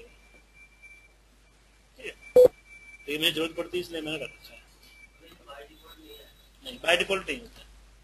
जो जो हटाना चाहते हो, जैसे मैं चाहता हूँ डेटा बार ना दिखे, डेटा बार नहीं दिख रहा है। 2007 में तो मैं एक ही फीचर हटा सकता हूँ, लेकिन 2013 में किसी मेनू बार को मैं हटा सकता हूँ, ला सकता हूँ। एक बच्चे का फोन आया, बोला सर 2013 तो बड़ी बकवास है, क्या हुआ इसमें होम और होम इंसर्ट के कुछ है ही नहीं। मैं बोला होम एडिशन तो नहीं है, बोले नहीं होम एडिशन नहीं, होम एडिशन में होते हैं। तो मैं लाइक काम करो, यहाँ पे जाओ कस्टमाइज में, देखो क्या हुआ था, सारे अनचेक है, होम भी अनचेक है।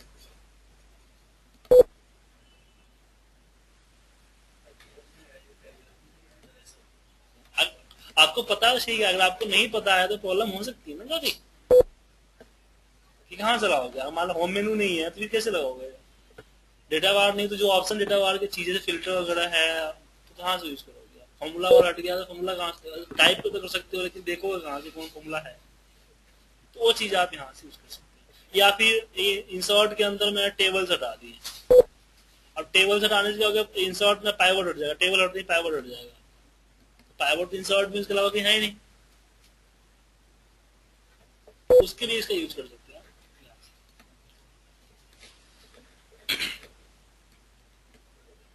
लेकिन यहाँ पे सिर्फ एक ही मेनू हटा सकते हैं।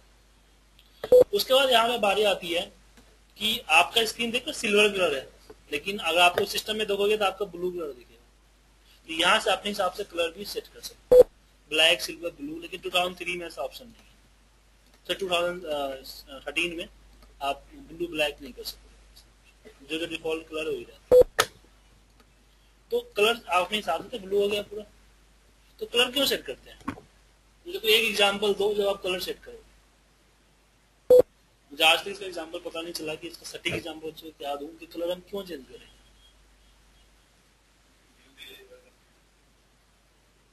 एक सिंपल सा कलर से क्या प्रेजेंटेशन हो रहा है।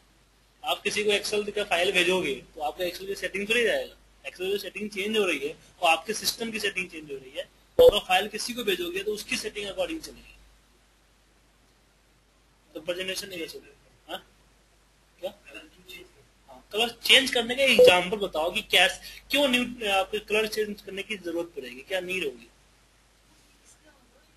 ये मेनू बार होता है ना, थीम कलर, मुझे भी नहीं पता चला, लेकिन मेरा एक दिमाग एक आइडिया लगाया कि कभी कभी क्या होता है कि हमारा मॉनिटर का रेजुलेशन खराब हो जाता है, रेजुलेशन खराब हो जाता है, तो उसमें कोई कलर दिखता है। इसके ब्लैक है, रेड है तो रेड की जगह पिंक दिखेगा, ग्रीन कुछ और येलो दिखेगा, ऐसी प्रॉब्लम आती है। टीवी में ऐसी प्रॉब्लम होती है। तो उस सेम में अगर चेंज कर लोगे, ब्लैक कर लोगे, ब्लैक तो ब्लैक ही दिखता है हर जगह, तो दिक्कत नहीं होगी। इस तरह से चेंज कर सकते हैं।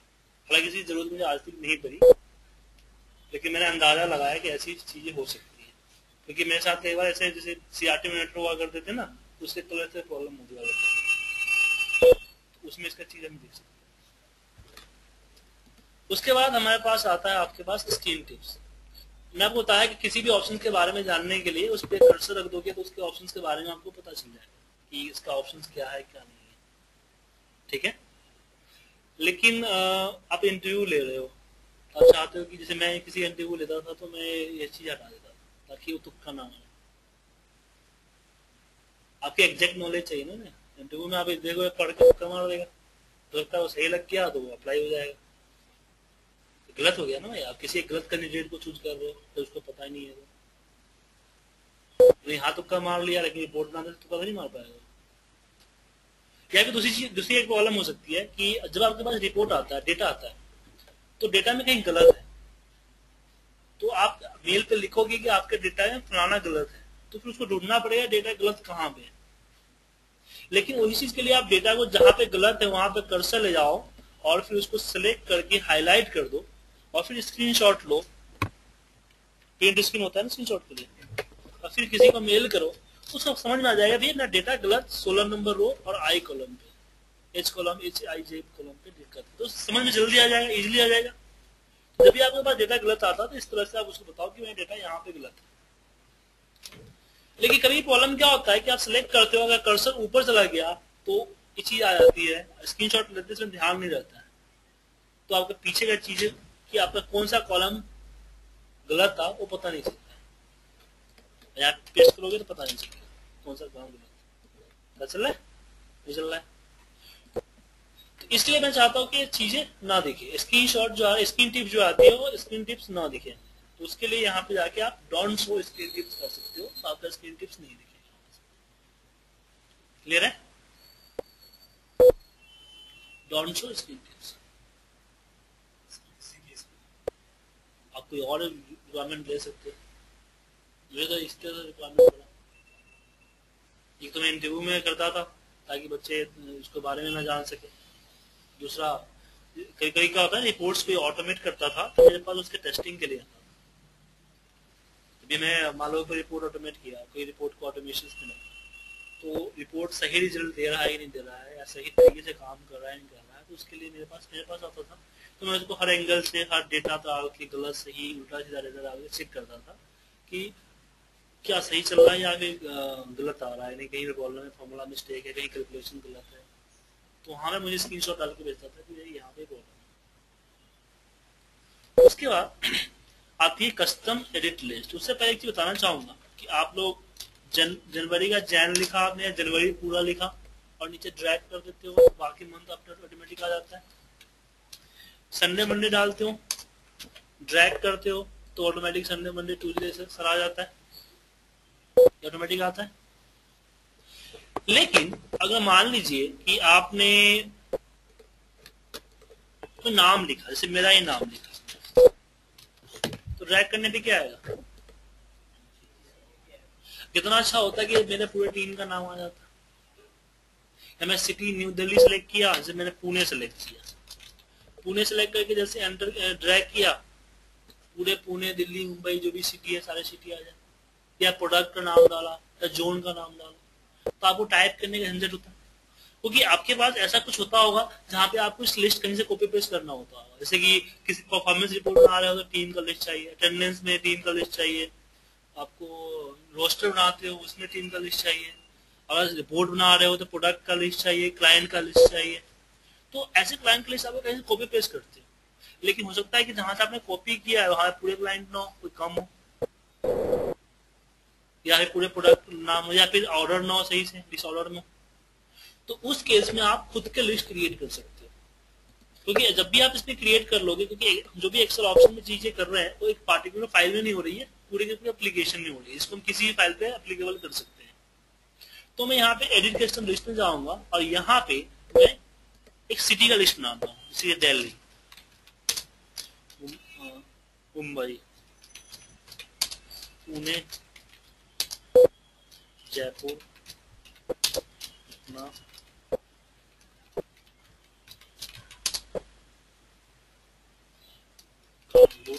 ऐसे आपने लिस्ट क्रिएट कर लिया और ऐड कर लिया, आ गया। अब मैं किसी भी फाइल में जाऊंगा और दिल्ली टाइप करूंगा और जैसे ड्रैग करूंगा दिल्ली, पुणे, मुंबई, जयपुर,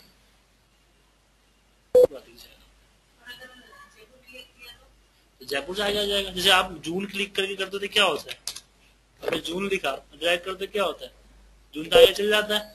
ऐसे भी आगे चल जाएगा कि मैंने यहाँ पे पुणे लिख दिया तो पुणे से आगे आ जाएगा।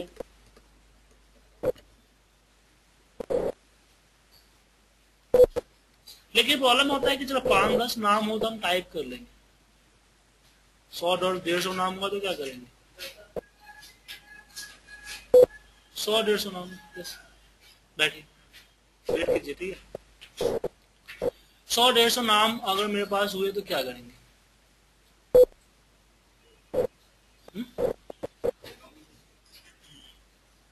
टाइप करना तो मुश्किल हो जाएगा ना फिर। तो उस केस में हम यूज करेंगे इंपोर्ट का। कस्टम लिस्ट के अंदर हमारे पास इंपोर्ट आता है। तो इंपोर्ट में आप सिलेक्ट कर लो जिसको इंपोर्ट करना है और इंपोर्ट कर लो, क्योंकि जो 100-150 लिस्ट होगा कहीं ना कहीं टाइप होगा। उस फाइल को खोल लीजिए, उस फाइल के कस्टम लिस्ट में जाइए और यहां से इंपोर्ट कर लीजिए, अपने आप इंपोर्ट हो जाएगा। जैसे कि एक नया लिस्ट बना, एक प्रोडक्ट लिस्ट, हाँ वो फाइल खोलनी पड़ेगी ना आपको, डीवीडी एक ही बार खोलना पड़ेगा ना आपको, VCD CD RAM ये लिस्ट मैंने बना लिया। अब मैं ऑलरेडी टाइप है तो मैं कस्टम लिस्ट में क्यों टाइप करूं, तो उस केस में मैं यहाँ पे आऊंगा Excel options, edit custom list और फिर इसको यहाँ पे जाऊंगा, सेलेक्ट किया और कर दूंगा इंपोर्ट। या आप इसको कॉपी करके आप नोटपैड में पेस्ट कर लो तो वहां से भी ऐड कर सकते हो। शेयर लेके बैठ जाओगे इधर आप लोग, क्लास आप लोग ही चल रही है।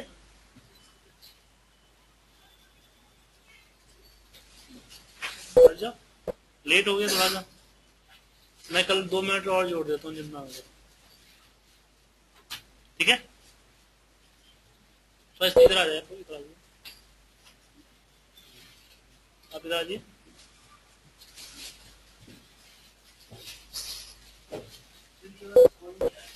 क्या जैसे कि ये हुआ ना कि मैं ऑलरेडी कहीं पे टाइप कर रखा हूँ। अभी मैंने आपको क्या बताया कि आप एक्सेल ऑप्शन में जाओ, एडिट कस्टम लिस्ट में जाओ, यहाँ पे खुद के टाइप करो।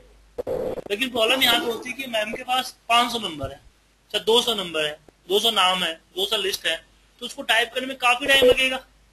तो 200 नंबर को टाइप करने में जो टाइम लगेगा तो फिर फायदा क्या होगा। हाँ, तो इसको सिलेक्ट करके ऐड, जिसने सिलेक्ट करके ऐड कर दिया तो यहाँ लिस्ट में आ गया, एक कॉपी करके अपने लिस्ट में रख लिया, मैनुअल टाइप करने की जरूरत नहीं पड़ी। हाँ, वहाँ उस फाइल को खोलना पड़ेगा आपको, खोल के जाओ, किसी फाइल पे इसको अप्लाई कर सकते हो, जरूरी है कि नया फाइल हो पुराना फाइल हो, किसी भी फाइल में अप्लाई कर सकते हो।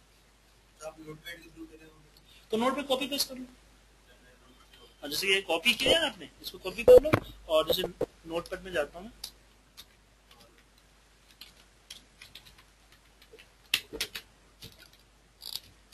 पेस्ट कर लिया आपने, इसको कॉपी कर लो, Ctrl+C और फिर एक्सेल ऑप्शन पे आओ और फिर एडिट कस्टम लिस्ट और इस पे पेस्ट कर लो। हाँ 255 आई थिंक, इससे ज्यादा नहीं लेता है, 255 लिस्ट, ठीक है, यहाँ से यूज कर सकते हो। तो एडिट कस्टम दो बनाने पड़ेंगे, तो एक और बना दो इसी में, एक ऐड कर लिया आपने, फिर दूसरा बाकी जो बच रहा है दोबारा चला दो। तो उसमें क्या होगा कि फिर 2 बार ड्रैग करने पड़ेंगे, आपको याद रखना पड़ेगा कि कहाँ पे खत्म हो रहा है फिर कहाँ पे स्टार्ट हो रहा है, 2 बार लिख के ड्रैग करने पड़ेंगे। 250 नहीं 255 255। उसके बाद इसमें एक चीज और आता है कि जब भी आप नई फाइल क्रिएट करते हो, Ctrl+N करते हो, तो आपका डिफॉल्ट जो ये होता है फॉन्ट होता है वो कैलिबरी होता है या कोई और फॉन्ट होता है, लेकिन आप इस फॉन्ट को रखते नहीं हो, अपने हिसाब से चेंज करते हो फॉन्ट। तो यहाँ पे आप जो है सिलेक्ट कर सकते हो कि जब भी मैं फाइल ओपन करूँ तो डिफॉल्ट फॉन्ट क्या होना चाहिए, तो जब भी आप Ctrl+N करोगे आपको वही फॉन्ट होगा। उसके बाद व्यू कौन सा होता है, 3 व्यू होते हैं, normal, page break, page layout. तो कौन सा व्यू होना चाहिए, तो यहाँ दिख जाएगा आपको, ठीक है। फिर यहाँ पे फॉन्ट की साइज, और जब भी आप कंट्रोल एन करते हो आपको बाय डिफॉल्ट 3 सीट मिलते हैं, मुझे यहाँ 5 सीट मिलते हैं क्योंकि मैंने यहाँ पे 5 डाल रखी। यहाँ पे आप डाल सकते हो, इसकी भी 255 का कैपेसिटी होता है। ये सीट इंसर्ट करने की कैपेसिटी नहीं होती, वन टाइम में कितने सीट इंसर्ट करोगे वो कैपेसिटी होती है, एक बार में आपके सीट कितने इंसर्ट होंगे। उसके आगे फिर यहाँ से ड्रैग कर सकते हैं, हाँ ओपन करते हैं। जब भी कंटेंट नया फाइल लोगे तो आपको जितना नंबर डालोगे उतना मिलेगा। इसमें 10 कर दिया यहाँ पे। अब मैं जैसे कि कंट्रोल एन करता हूँ तो मुझे 10 सीट मिलेंगे। आप लोगों को बाय डिफॉल्ट कितने मिलते हैं, 3 मिलते हैं। 2010 और 13 में 1 होता है, नहीं 1 13 में भी 1 होता है।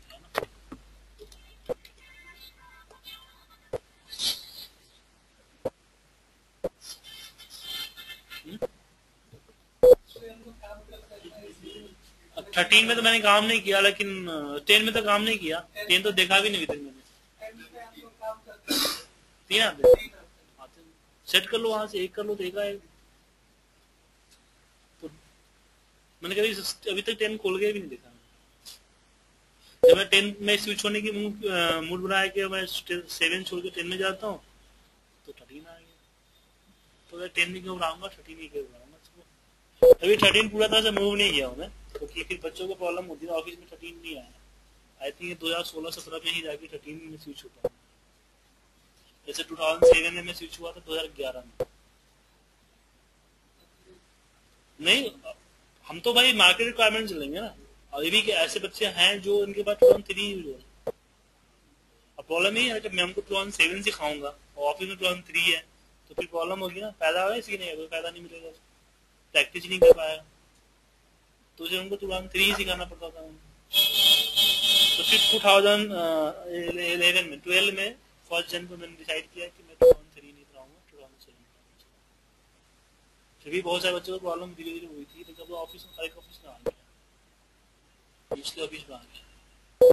प्रॉब्लम होता है परचेज का। अब एक बार कोई लाइसेंस परचेज कर लेता है और फिर दोबारा 2007 लेगा तो पूरा कंपनी बोलती है 2003 से काम चल ही रहा है तो क्यों मैं दोबारा खर्चा करूं। कि फ्री में तो नहीं आता है कि हम गए नहीं प्लेस 50 रुपए की डिग्री परचेज कर लें। कंपनी को तो लाइसेंस लेना पड़ता है ना। और आई थिंक ये पड़ता है आपको, कंपनी को पड़ता है 2800 रुपए का। मार्केट प्राइस इसका 2013 का तो 5000 है, कंपनीज लेती है तो आई थिंक 2800 और 2500 पड़ता है।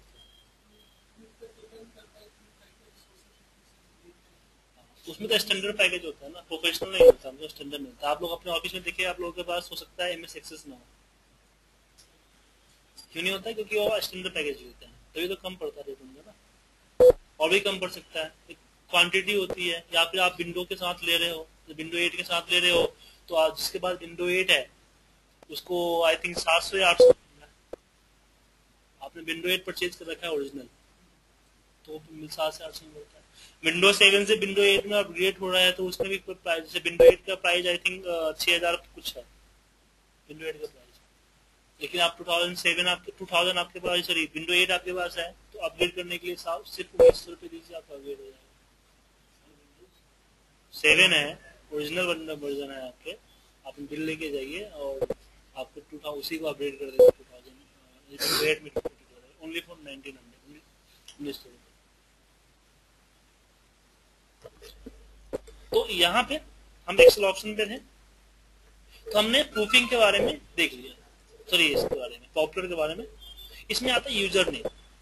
यूजर नेम क्या होता है, थोड़ा देर पहले मैंने बताया था आपको कि जब भी हम किसी कर्सर लेके जाते हैं तो मुझे पता चलता है ये फाइल किसने बनाया।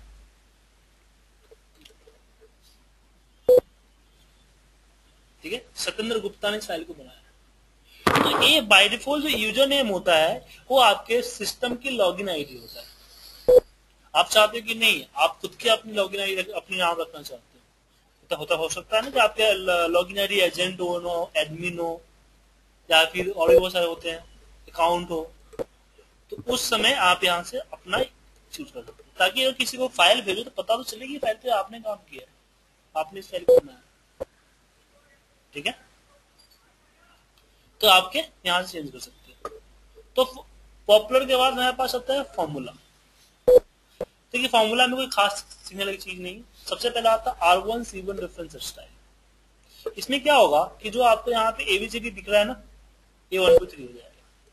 तो रो भी नंबर में जाएंगे, कॉलम भी नंबर में। अभी क्या अल्फा न्यूमेरिक सिस्टम है कि एक अल्फा होता है, एक न्यूमेरिक होता है। और जहां पे A1 दिखता था वहां पे R1 C1 हो जाता है। आप यहाँ पे जैसे कि A1 लिख दिया ना, एंटर मारोगे तो ये देखिए सेप्टर नहीं है। अभी कहीं और से जहां पे R1 C1 रेफरेंस स्टाइल है वहां पे लिखो यहाँ पे A1, हिट कर लिया। अब इसी को अगर मैं चेंज कर दूं,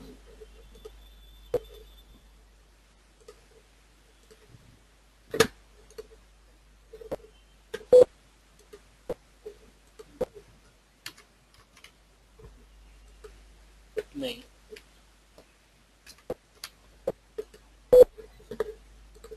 वापस देने पड़ेंगे आपको सारे नाम। अगर किसी ने reference R1 C1 reference style पे बना दिया है फाइल और उसको आप अल्फा न्यूमेरिक में चेंज कर दिया तो आपको इस तरह की प्रॉब्लम आएगी, पूछेगा नहीं। ठीक है ना, तो इसके लिए R1 C1 रेफरेंस स्टाइल होता क्या है और क्या हम किस तरीके से हम बच सकते हैं वो मैं आपको बताता हूँ। बेसिकली R1 C1 स्टाइल क्या होता है, रो एंड कॉलम को नंबर से पिक करता है। जैसे मुझे मान लीजिए कि यहाँ पे क्लिक करना है तो इसका फॉर्मूला कुछ इस तरीके से बनेगा कि 5 नंबर रो ऊपर में है और 3 नंबर रो लेफ्ट पीछे में।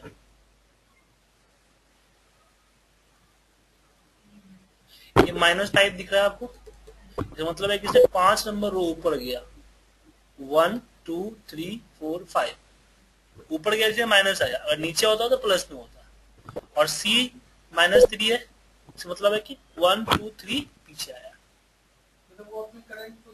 हाँ, करेंट पोजीशन से आपने कितना रो माइनस और प्लस में गए हो ना, कितना कॉलम माइनस और प्लस में गए हो, उसके अकॉर्डिंग चलता है। इस पे दिमाग देने की जरूरत नहीं है। जब आप ऑफसेट फॉर्मूला सीखोगे, जब आगे आप VBA माइक्रो में ऑफसेट सीखोगे तो ये चीज समझ में आएगा कि VBA माइक्रो में क्या होता है कि ना करंट पोजीशन मुझे पता है, ये करंट पोजीशन पता नहीं था, पता है कि जहां से करंट पोजीशन है वहां से मुझे 3 कॉलम पीछे आना है, तो उससे डायरेक्टली ऊपर जाना है या ऊपर से एक नीचे आना है। जैसे कि बहुत सारी चीज होती है VBA माइक्रो में, जो प्रॉब्लम होती है कि मुझे सबसे लास्ट में एंट्री करना है, मुझे इसके लास्ट में एंट्री करना है। तो हमें पता है कि लास्ट जो है यहाँ पे आपको 12 नंबर रो है, लेकिन अभी 12 है, फिर दोबारा चलने पे तो कुछ और हो सकता है, कम या ज्यादा हो सकता है। तो उस केस में हम ऑफसेट यूज करते हैं कि यहां से कर्सर जाओ, कंट्रोल और पेज डाउन से नीचे आओ, कंट्रोल और डाउन एरो से। अब मुझे पता है कि जहां पे कर्सर है उससे एक कर्सर नीचे आ जाओ, तो ये ऑफसेट होता है। तो ये चीज आप वहां पे समझ में आ जाओ। फिलहाल आप तो इतना ही समझो कि आप जो है R1 C1 रेफरेंस स्टाइल का मतलब होता है कि ये नंबर्स आपको 1 2 3 हो जाते हैं। ये मेथड समझने की जरूरत भी फिलहाल नहीं है आपको। दूसरा इसमें एक और फायदा हो सकता है, एक और मैं क्या कि मैं इसको प्रिंट में डाल दूंगा तो ये नंबर से प्रिंट में आ जाएंगे। तो ये नंबर को प्रिंट में लाने से फायदा क्या है, मैं यहाँ पे पेज लेआउट में आकर हेडिंग को प्रिंट में कर दिया तो क्या होगा कि जो 1 2 3 दिख रहा है ना, ये भी प्रिंट के अंदर आएगा, है ना।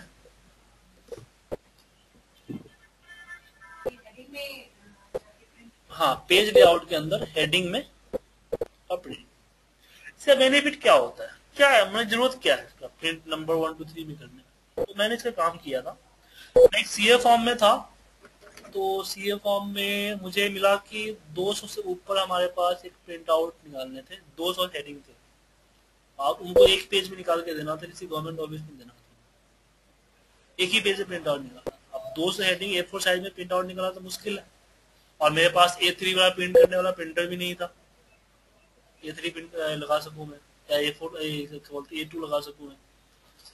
तो उस केस से मैंने क्या किया कि मैंने A4 शीट पे नंबर्स प्रिंट कर दिए, प्रिंट में लगा दिए, फिर उसको आपस में चिपका दिया, ताकि नंबर से पता चल गया ना कि 9 के बाद मुझे 10 वाला ढूंढना है, और जो यहाँ पे मान लो 12 के बाद 13 वाले लगाना है, मुझे इजीली पता चल गया। और मैं उसको एक एक करके उसको चिपकाता गया, और फिर उसकी जहाँ पे मैथ फोटोकॉपी होता है उससे मैथ फोटोकॉपी जहाँ करते हैं वहाँ पे फोटोकॉपी करा देगा। अब क्वेश्चन आता है कि हम नंबर क्यों किए, हम तो एबीसीडी भी लगा सकते थे। तो हम कह रहे ऐसे मेरे पास करीब बहुत सारे थे, 50-60 ऐसे हम केसेस करने जो मुझसे अकेले करना मुश्किल था, मुझे किसी की हेल्प लेना, जैसे प्यून हो गया और बाकी जो हमारे स्टाफ्स हैं, कॉल सेंटर से लड़कियां थे, उनसे लेना था। तो प्रॉब्लम क्या थी, अगर उनको मैं एबीसीडी वाला देता तो ए से जेड तक तो चले जाते, फिर जेड के बाद क्या आता, ए आता, ए बी आता, ए सी आता, वो कंफ्यूज जाते हैं। अब उसको थोड़ी पता चलता है कि भाई अगर मैं यहाँ पे क्या होता, अगर कुछ और नंबर्स हैं तो क्या पता चलता, कैसे मैंने मैच कर पाते, मुश्किल था मैच करना उनको। अब यहाँ पे एक्स एफ बी, इससे पहले कौन था, हम जानते हैं कि एक्स एफ बी से पहले एक्स ए था, एक्स एफ ए था, मुझे पता है एक्स एफ ए से पहले एक्स ई जेड था, लेकिन उनको थोड़ी पता था इतना। इसे मैं नंबर में कन्वर्ट किया ताकि इसको इजीली कर सके। तो हमने फिर बना के A3 साइज बना दिया उसका, और फिर ले आके हमने फोटोस्टेट करवा ली, मैं मैथ की जहाँ फोटोकॉपी होती थी वहां फोटोकॉपी करा ली, पूरी ओरिजिनल आके आ गई। तो आपको हर रिसोर्स का यूज करना आना चाहिए। कोई भी ऑप्शंस किसी एक पार्टिकुलर काम के लिए नहीं बनी होती, वो हम पे डिपेंड करता है हम क्या करें। ठीक है। उसके बाद दूसरा एक और प्रॉब्लम है कि जैसे कि हम लोग 0 0 0 1 2 3 4 लिख एंटर मारते हैं तो जीरो एक्सेप्ट नहीं करता है। जीरो एक्सेप्ट किया नहीं किया, फिर मैंने सिंगल कोड लगाया, फिर 0 0 1 2 3 4 आया तो एक्सेप्ट कर लिया। लेकिन साइड में आप देख रहे हो एक कॉर्नर पे क्या आ गया, इसका मतलब ये बता रहा है मुझे कि आपने नंबर को एज ए टेक्स्ट डाल दिया, number stored as a text. इसको हटाना चाहते हो तो इग्नोर एरर कर लो, यहां से इग्नोर एरर, या फिर कन्वर्ट टू नंबर करोगे तो जीरो हट जाएगा। अब इसमें एक दिक्कत होती है कि मुझे पूरे मैं चाहता हूँ मेरे एप्लीकेशन में कुछ कहीं भी इस तरह के एरर्स नहीं दिखे, एवरीवेयर जो एरर इस तरह के एरर आते हैं इस तरह के एरर ना आए। तो उसके लिए एक्सेल ऑप्शन में फॉर्मूला ए, अनेबल बैकग्राउंड एरर चेकिंग को डिसेबल कर दो, अनचेक कर दो, या फिर उसका कलर व्हाइट कर दो। व्हाइट बैकग्राउंड होगा तो व्हाइट पे व्हाइट दिखेगा नहीं। हाँ मान लीजिए मैंने अपनी शीट में ये बना दिया, उसके बाद मैंने एक्सेल ऑप्शन में जाके किया अगर मैं इस फाइल को किसी और सिस्टम पे ओपन करूंगा तो वहां पे वो दिखेगा। हाँ देखिएगा, उसके लिए आप इग्नोर एरर करना पड़ेगा, क्योंकि जब सेटिंग चेंज किया तो फाइल में सेव थोड़ी हुआ कि भाई ये सेटिंग चेंज हुआ है, और एप्लीकेशन तो इसलिए आपको जो है ना चेंज जो है उसके अंदर करना पड़ेंगे। वो इग्नोर कर दोगे तो इग्नोर जब करते हो तो पार्टिकुलर फाइल और सीट पे चला गया, उसकी प्रॉपर्टी में सेव होगा कि भाई इस पार्टिकुलर सेल को एरर से इग्नोर किया गया है, ये इंफॉर्मेशन इसके फाइल की प्रॉपर्टी में सेव हो गया है। ठीक है ना।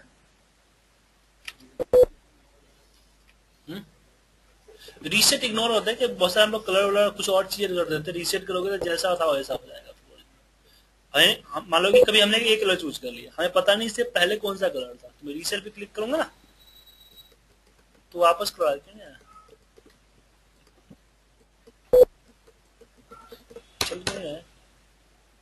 ये होता है कि जैसे कि जो नहीं माफ कीजिएगा मैं गलत बता रहा हूँ, रीसेट इग्नोर एरर में वापस एरर रहेगी, जो जहां जहां आपने इग्नोर किया है ना वो वापस आ जाएगा। मैं आपको गलत इन्फॉर्मेशन दे रहा था, माफ कीजिएगा। जैसे यहाँ से इग्नोर कर दिया था ना इसको, मैं रीसेट किया तो वापस आ गया। जैसे आपने टेक्स्ट में लिखा है, तो जैसे लास्ट में 5 है, 5 के आगे मैंने 0 लगाया, उसको मैं जब भी CSV में फाइल को अपलोड करता हूँ तो लास्ट का जो 0 उसके अंदर ऐड हो जाता है, उसको लास्ट के जब 5 लास्ट है उसके आगे 0 अपने आप ही ऐड हो जाता है। लास्ट में मतलब समझा, जैसे आप बात करो कि इसके लास्ट में यहाँ पे 0 डाल देगा, कितने डिजिट का होता है आपका? 16 डिजिट का। हाँ तो क्योंकि एक्सेल के अंदर में आप जो है ना 15 डिजिट तक लिख सकते हो, 11 डिजिट तक तो आप नॉर्मल लिख सकते हो, 11 डिजिट से ऊपर जाते हैं साइंटिफिक फॉर्म में चेंज हो जाएगा, हो गया। और 15 डिजिट से ऊपर नहीं हो सकता, क्योंकि सिस्टम की कैलकुलेट पर्सनल पीसी जो होती है उसकी कैलकुलेट करने की एक कैपेसिटी होती है ना, उससे आगे कैलकुलेशन करनी है तो परम कंप्यूटर बना था, सुपर कंप्यूटर। सुपर कंप्यूटर का काम क्या था? हाई कैलकुलेशन को करना। ये जो बना हुआ है कैलकुलेटर से इंस्पायर हुआ है। कैलकुलेटर क्या था? 10 डिजिट लेता है ना, 11 डिजिट लेता है, 10 या 11 डिजिट लेता है, उसके बाद फिर ई प्लस आ जाता है क्योंकि उसकी कैपेसिटी वहीं तक की है। ऐसे के यहाँ भी सेम प्रॉब्लम है, कैलकुलेशन भी वही पे करेगा, उससे ऊपर नहीं करेगा। उसके ऊपर लिखना है तो आप 32,767 तक लिख सकते हो, बट टेक्स्ट के अंदर, मैथमेटिकल कैलकुलेशन में नहीं। अगर आपने इसमें ये बोल रहे हैं ना कि जब मैं 16 डिजिट, आप कार्ड नंबर का लिखते होंगे, ATM card number, card number तो लिखा ना, तो यहाँ पे 0 लग गया। सो ऊपर देखिए 15 डिजिट से जितने ऊपर था सब में 0 16 लग गया। ये लगेगा, इसका कोई सोल्यूशन नहीं है क्योंकि मैं भी इसका यूज कर चुका हूँ, मेरे भी काफी पंगे होते हैं। मैं फेयरप्रोडल में था तो कस्टमर के कार्ड डिटेल्स आते थे, उसमें भी प्रॉब्लम होती थी। कन्वर्ट टू नंबर टेक्स्ट में सही है, जैसे मैं कन्वर्ट टू नंबर किया सब में 0 लगना, एक 0 लगना स्टार्ट होने सब में। तो 15 डिजिट तक कोई प्रॉब्लम नहीं होती, 15 डिजिट के बाद प्रॉब्लम होती है। इसके बारे में मैंने पढ़ा तो पता चला कि जो पर्सनल कंप्यूटर है उसकी एक लिमिट होती है, कैपेसिटी होती है। अगर P3 आपके पास है सिस्टम, P3 है सिस्टम, तो P3 में आपको 11 के बाद 17 0 हो जाएगा। फिर प्रोसेसर उसका कम है, वो डिपेंड करता है प्रोसेसर के ऊपर। बिट होता है ना, बिट, ये बिट होता है। ठीक है, उसके बाद हम आगे बढ़ते हैं शेप। शेप में दो प्रॉब्लम होती है। एकदम जब कंट्रोल एस करते हो आप लोग तो आपको यहाँ पे एक्सेल वर्कबुक आता है, दूसरा यहाँ पे आपको डॉक्यूमेंट आता है। दो प्रॉब्लम होती है आपके पास। तो जब मैं कंट्रोल एस करता हूं तो यहाँ पे जो हमारा एक्सेल वर्कबुक आता है, इसका प्रॉब्लम क्या है? इसके वजह से दो प्रॉब्लम हो सकती है। पहली कि अगर फाइल आपने किसी को भेजा तो ये फाइल सेव हुआ है .xlsx फॉर्मेट में, तो ये 2007 के फॉर्मेट में। जो 2003 यूजर्स हैं या फिर जो ओपन ऑफिस यूज कर रहे हैं, जो एक्सेल व्यूअर यूज कर रहे हैं, तो वो इस फाइल को ओपन नहीं कर पाएंगे। ठीक है, तो उनके लिए क्या करना पड़ेगा? आपको 97 से 2003 के वर्जन में सेव करना पड़ेगा।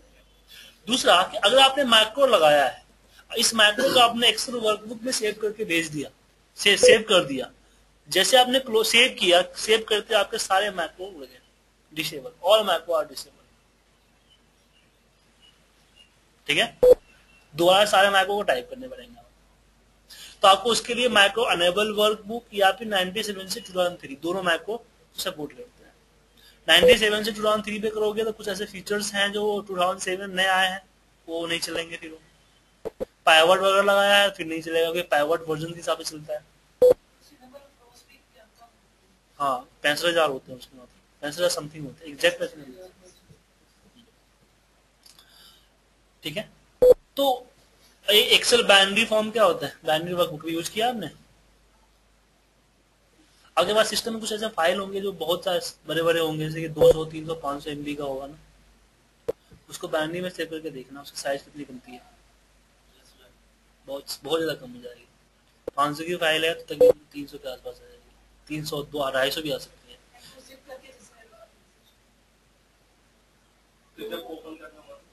नॉर्मल एक्सेल की तरह काम करेगी, कोई दिक्कत नहीं, काम करेगा। ये क्या होता है ना कि जो फॉर्मूला फंक्शन लगे हैं ना, बाइनरी क्या करता है, उसको बाइनरी फॉर्मेट में सेव करता है। जब फाइल खुला हुआ है तो नॉर्मल एक्सेल है, जैसे फाइल बंद होता है तो बंद होने में टाइम लेता है, वो सारे इन्फॉर्मेशन को बाइनरी फॉर्मेट में कन्वर्ट करके डाल देता है कहीं पे। जो ओपन होता है तो ओपन होने में टाइम लेता है, सारे बाइनरी फॉर्मेट को वापस रिज्वाइन कर लेता है। सर लास्ट के एक्सटेंशन चेंज होता है, हाँ, एलेक्स बी हो जाता है, लास्ट जो एक्स है ना वो बी बन जाता है।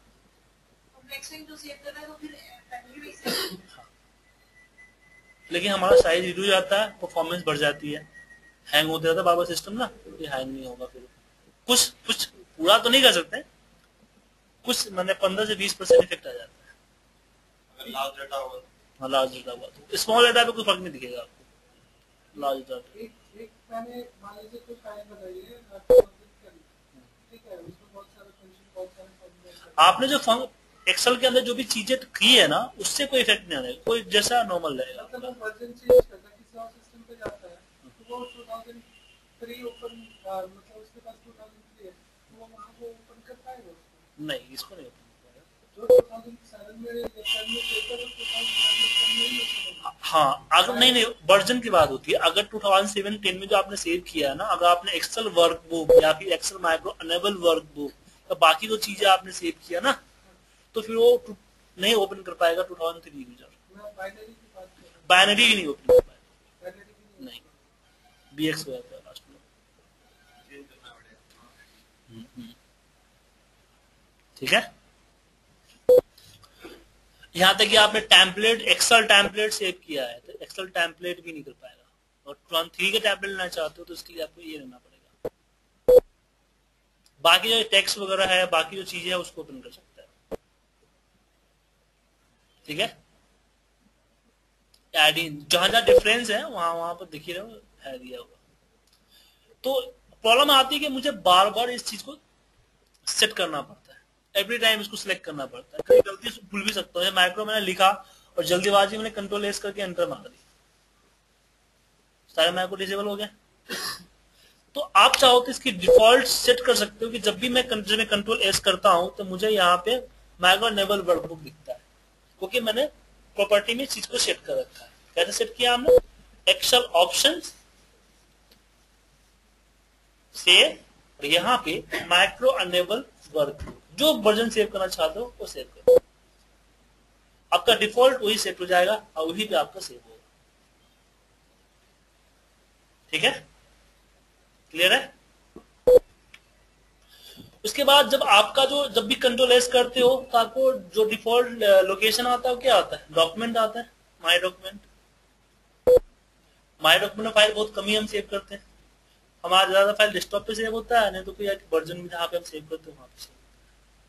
तो जहां पे सेव करना चाहते हो उसका पाथ यहाँ लेके कॉपी पेस्ट करो। डी ड्राइव में सेव कर, मैं डी ड्राइव कर रखा, तो जब भी कंट्रोल एस करता हूँ तो मेरे पास डी ड्राइव आता है। दूसरा ऑटो रिकवर। ऑटो रिकवर जानते हो क्या होता है?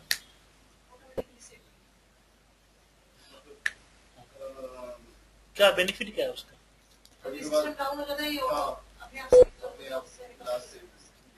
मतलब कि आपका जो भी काम करते हो तो एक अंतराल पे जैसे 10 मिनट दिया हुआ है तो हर 10 मिनट्स पे सिस्टम क्या करेगा, आपका जितने भी फाइल ओपन चल रहे हैं हर फाइल का एक जगह पे बैकअप लेकर रख देती है। लेकिन बैकअप वापस कब देती है? जब फाइल आपका किसी सिस्टम की प्रॉब्लम है, जैसे लाइट चली गई, सिस्टम हैंग होकर बंद हो गया, आपने फाइल बंद नहीं किया, ऑटोमेटिकली फाइल बंद हुआ है, तो आपको रिकवर करके दे देता है। कैसे देता है ये मैं दिखाता हूँ। इसमें एंड टास्क कर देता हूँ। यहाँ पे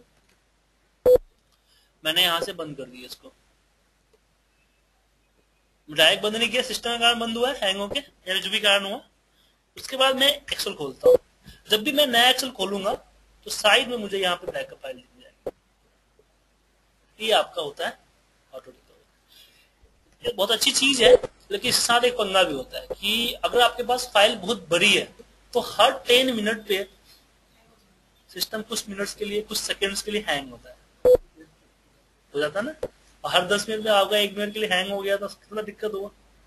तो इस फंक्शन को आप यहाँ से हटा भी सकते हो या फिर टाइम बढ़ा सकते हो। या फिर दिक्कत क्या है कि छोटी फाइल हो दिक्कत नहीं होती, जब बड़ी फाइल खोलते हो तो दिक्कत होती है। तो आप वहां से उस पार्टिकुलर बड़ी फाइल को सिलेक्ट करके डिसेबल कर सकते हो। जैसे मैंने 3-4 फाइल खोल लिया ना, कंट्रोल एन 5-6 फाइल खुला। मैंने बोला कि ना जो बुक 5 है वो बड़ी फाइल है, मैं इसका ऑटो रिकवर नहीं चलाना चाहता हूँ, बाकी सारों पे चले। ठीक है, तो उसके लिए मैं एक्सेल ऑप्शन में जाऊंगा, सेव पे जाऊंगा और यहां से बुक 5 सिलेक्ट करूंगा, डिसेबल करूंगा। ठीक है, तो अब एक बुक 5 पे मेरा ऑटो रिकवर नहीं चलेगा, लेकिन जब बुक 5 बंद हो जाएगा तो चेंज हो जाएगा, फिर हट जाएगा।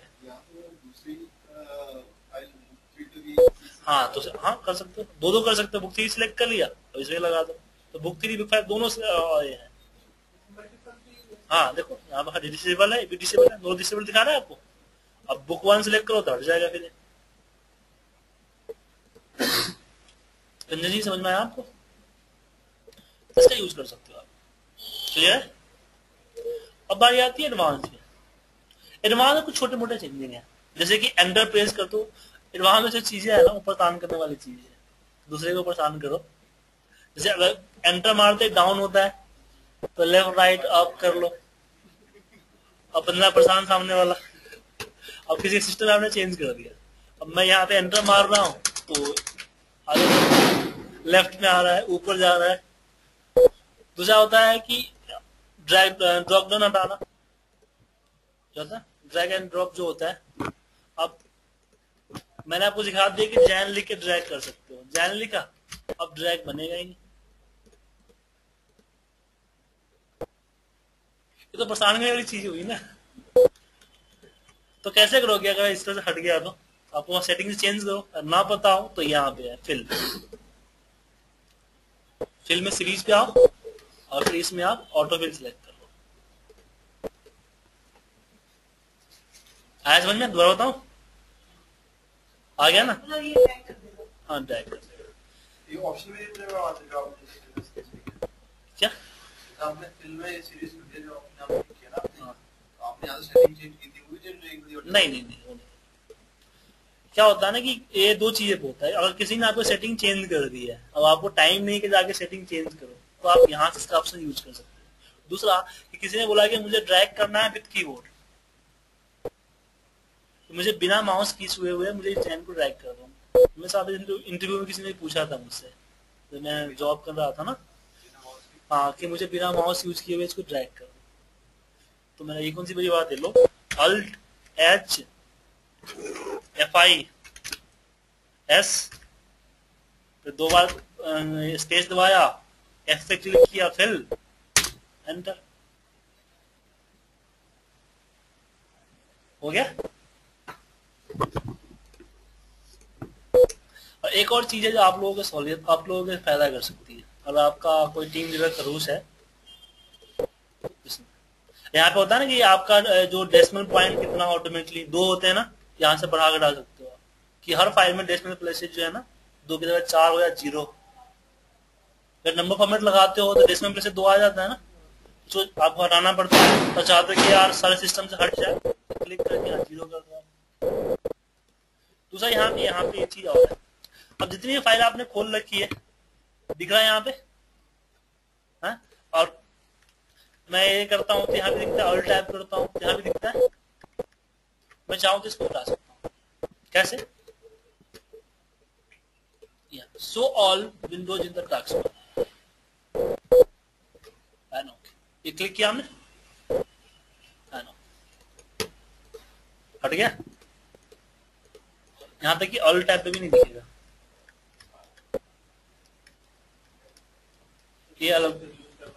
हाँ क्या? हाँ, उसके लिए आपको व्यू में जाना पड़ेगा, स्विच विंडो, यहां से फाइल चेंज हो सकते हैं। तो इसका 2 यूज है, जैसे कि आप लोग बहुत एक्सेल ओपन कर रखा है, नेट ओपन कर रखा है, तो सिस्टम यहाँ ट्रांसफर फुल हो जाता है ना आपका, तो ऑल टाइप में भी काफी दिक्कत होती है। तो इस तरह से आप कर दोगे तो कम से कम अगर 10 फाइल एक्सेल की लगी हुई है, 10 जगह स्पेस खाली जाएगा ना अगर नीचे टास्क बार में। यहाँ से इसका चेंज कर सकते हो, यहाँ से आप जो भी चेंज करना चाहो। ये चीजें कहाँ पे थी आपको? एडवांस के अंदर। तो जब फॉर्मूला बार हटाना चाहते हो तो फॉर्मूला बार हट जाएगा। शुरुआती दौर में मुझे पता था कि फॉर्मूला को हाइड करने के लिए क्या करना है, तो फॉर्मूला बार हटा दो, फॉर्मूला दिखेगा नहीं। लेकिन मैं बाद में पता चला कि एप्लीकेशन की सेटिंग है, इसमें नहीं होगा। फिर मैंने इसका दूसरा तरीका निकाला। शुरुआती दौर में खुद सीख रहा था, उस समय की बात बता रहा हूँ। तो स्क्रीन टिप्स है वो, और चीजें सारे यहाँ पे। अब यहाँ पे ये जो यहाँ तक आपकी पूरी एप्लीकेशन की सेटिंग, इसके नीचे आता है एक पार्टिकुलर फाइल और बुक, एक पार्टिकुलर सीट की सेटिंग। जैसे बुक 7 हुआ, तो अगर मैं यहाँ पे हॉरिजॉन्टल स्क्रॉल बार पे क्लिक कर दिया तो ये बुक 7 का स्क्रॉल बार हट जाएगा। जो स्क्रॉल बार होते हैं वर्टिकल हॉरिजॉन्टल स्क्रॉल बार होते हैं, ये जो स्क्रॉल बार दिख रहा है ये हट जाएंगे। सीट टैब, या आपको नीचे सीट का टैब आ रहा है वो हट जाएगा। उसके बाद एक पार्टिकुलर सीट के लिए जैसे कॉलम की जो हेडिंग है वो हट जाएगा। पेज ब्रेक्स अगर दिख रहे हैं वो हट जाएगा। अगर बाय डिफॉल्ट आप जो ब्लैक होता है ना आपका लाइनिंग, उसको आप अपने हिसाब से ब्लू जो भी कलर में करना चाहते हो कलर में कर सकते हो। तो इसके अंदर छोटे मोटे चेंजिंग होते हैं, कोई खास चीजें नहीं है, लेकिन उसका यूज आप कर सकते हो। अब जब भी आप कहीं पे अगर आप ये लगाते हो, बॉर्डर लगाते हो ना, तो वहां भी आपको ब्लू बॉर्डर नहीं लगेगा, ब्लैक नहीं लगेगा।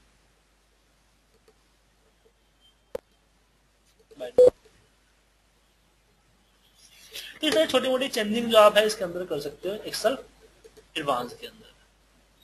तो एक बार देखिएगा और जो समझ में आएगा उसी को चेंज कीजिएगा, तुक्का मत मारिएगा, वरना दिक्कत हो सकती है। बाद में पता होना चाहिए कि भाई आपने कुछ चेंज किया तो आपका सही गया। कस्टमाइज, जैसे कि 2007 में जब हम लोग आए थे शुरुआती दौर में, या फिर 2013 में आप जाओगे तो बहुत सारे ऑप्शन इधर उधर हेर फेर होते हैं। जैसे 2007 में 3 की बात करो तो अगर मैं कॉपी करना होता था या पेस्ट स्पेशल करना होता तो एडिट में था, यहाँ होम में था, पूरा डिसअरेंज हो गया ना। अब 4 साल आपने 2003 पे काम किया, 4 साल 5 साल देखा भाई आपको 2007 मिल गया तो दिक्कत होगी ना आपको। अगर ऐसे ही पता चला आपको 2007 में ऐसी प्रॉब्लम हो रही है, 2013 में ऐसी प्रॉब्लम हो रही है, कोई ऑप्शन तो आपको मिल नहीं रहा है, तो आप कस्टमाइज में चले जाओ, यहाँ पे ऑल कमांड कर लो। यहाँ पे एक्सेल के जितने भी कमांड है सारे यहाँ पे अवेलेबल है अल्फाबेट की। जैसे मैंने बॉर्डर, ऑल बॉर्डर है हमारा, ऑल बॉर्डर पे सिलेक्ट किया और यहाँ से ऐड पे क्लिक कर दिया। ऐड पे क्लिक करते आपको यहाँ दिख गया, जो कि आता है कहाँ पे, यहाँ पे। ठीक है, अब मुझे बॉर्डर लगाना होगा तो मैं इसके अंदर में जाऊंगा, मैं यहीं पे क्लिक कर दूंगा और साथ में शॉर्टकट भी बन गया, अल्ट नंबर क्या आ रहा है इसके ऊपर 4, अल्ट 4 दबा दूंगा, शॉर्टकट बन गया। ठीक है, ऐसे ही सेम आपका 2013 के अंदर भी सेम ऐसी चीजें हैं जिसका यूज कर सकते हो। एक्सेल ऑप्शंस और यहाँ पे कस्टमाइज बनने क्विक एक्सेस टूल, यहाँ पे मैक्रो वगैरह भी इसका यूज कर सकते हो, जो मैंने मैक्रो बनाया है। ऐसे कमांड जो रिवन में नहीं हो, देखना चाहते हो, क्लियर है? डाउट इसमें नहीं है कुछ? हाँ, हाइड होते हैं,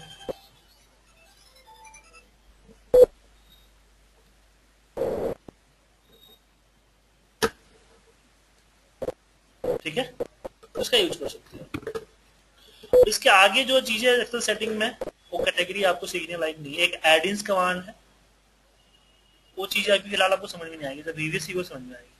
तो ऐसा होता है कि बता दो तो आपको कि आपने किसी प्रोग्रामर को बोला कि मुझे एक्सेल में फलाने काम करने के लिए एक प्रोग्राम बना, ठीक है ना। जैसे मैंने बोला कि मेरा इंटरनेट से डेटा कॉपी पेस्ट करने के लिए, मैसेज करने के लिए, कि मुझे क्या होता है कि हर मेरे जितने भी एम्प्लॉइज हैं उन सबों को मुझे मैसेज करना होता है, मैसेज के लिए मुझे आपकी वेबसाइट पे एक एक कॉपी पेस्ट करना पड़ता है। तो मुझे ऐसा कमांड बता दो जो एक्सेल से कंपेटेबल हो जाए, ऐसा सब सॉफ्टवेयर नाम। तो सॉफ्टवेयर बनाएगा तो बनाए क्या करेगा, वो एडिंस बनाया करेगा, जिसको आप एडिन पे जाके स्टोर कर सकते हैं। ठीक है, दूसरा कि आपके डेटा, आप फाइल में देखो कुछ ऐसे ऑप्शन मेरे पास आ रहे हैं ना, जैसे डेटा एनालिसिस आ रहा है, सोल्वर आ रहा है, आपके पास नहीं आ रहा, ये एडिंस है। लेकिन डिफॉल्ट एडिंस होता है माइक्रोसॉफ्ट के साथ आता है, सोल्वर हो गया, डेटा एनालिसिस हो गया, ठीक है ना। और भी बहुत सारी चीजें इसके अंदर है। फॉर्मूले के अंदर देखो यहाँ पे लुकअप, हीरो फॉर्मेटिंग, कंडीशनल सम, ये सिस्टम आपके पास सॉल्यूशन नाम का कोई नहीं होगा आपके पास फॉर्मूले के अंदर। तो ये आते कहाँ से, तो उसके लिए आप एक्सेल पे आइए, एडिंस पे आइए, गो पे जाइए और सारों पे ये जो लिस्ट दिखेंगे ना, इस पे क्लिक करके, या फिर किसी ने आपको एडिंस दिया है तो ब्राउज करके सिलेक्ट करके ओके कर दीजिए, वो फीचर्स आपके एक्सेल में अवेलेबल हो जाएगा। ये करके दिखाऊं, मुझे पासवर्ड मैंने डाल दिया यहाँ पे, मान लो कि कोई पासवर्ड डाल देता हूँ तो पासवर्ड को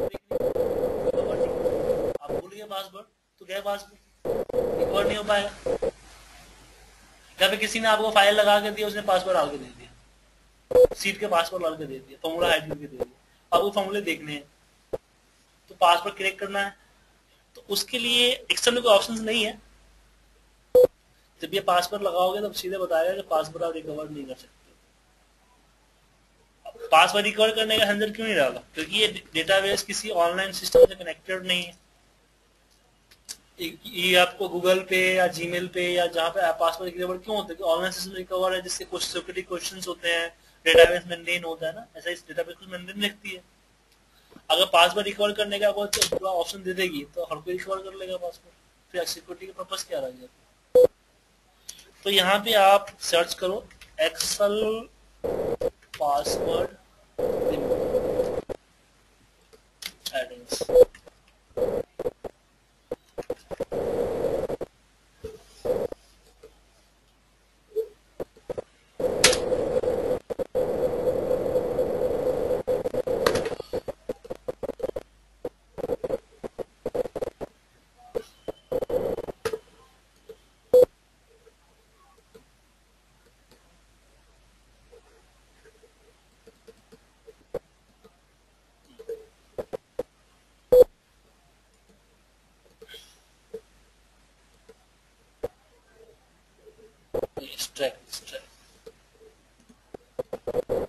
इसका आपको मिलेगा।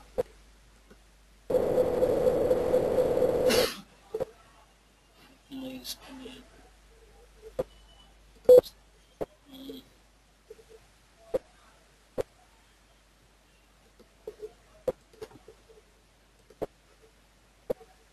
क्या ना आपके पास एडिंग्स है मेरा एक्सेल 2007 एंड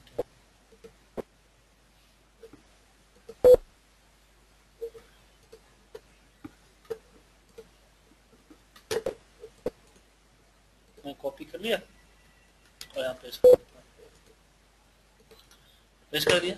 अब इसको ऐड करना है एक्सेल में ताकि एक्सेल में फीचर अवेलेबल हो जाए। तो इसलिए क्या करोगे, एक्सेल ऑप्शन, एडिंग्स, गो, ब्राउज, डेस्कटॉप, लाना पासवर्ड, आ गया एंड ओके। स्ट्रैक नाम का नया मेनू नंबर आ गया। अब मैं इसको पासवर्ड डालता हूँ, पासवर्ड 1 2 3 डाल दिया, 1 2 3 एंड टाइप नहीं कर सकता मैं इसको अनप्रोटेक्ट करता हूँ। हो गया अनप्रोटेक्ट।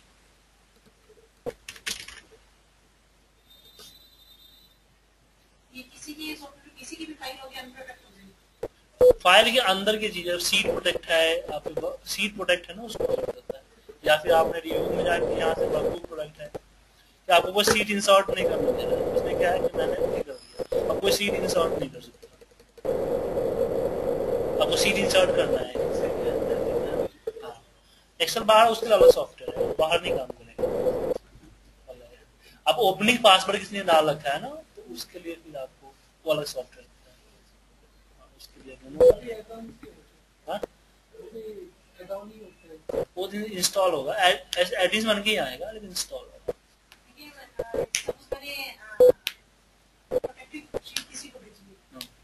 उसको अनप्रोटेक्ट कर सकते हैं, आपके पास आया तो आप भी कर सकते हो।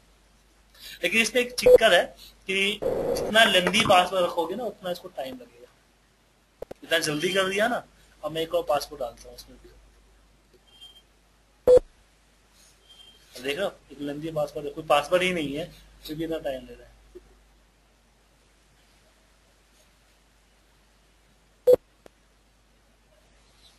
ठीक है, जितना लेंदी पासवर्ड होगा ना उतना ज्यादा इसको टाइम लगेगा। मैं एक काम करता हूँ, राइट क्लिक करता हूँ, प्रोटेक्ट शीट, ठीक है, इसमें मैं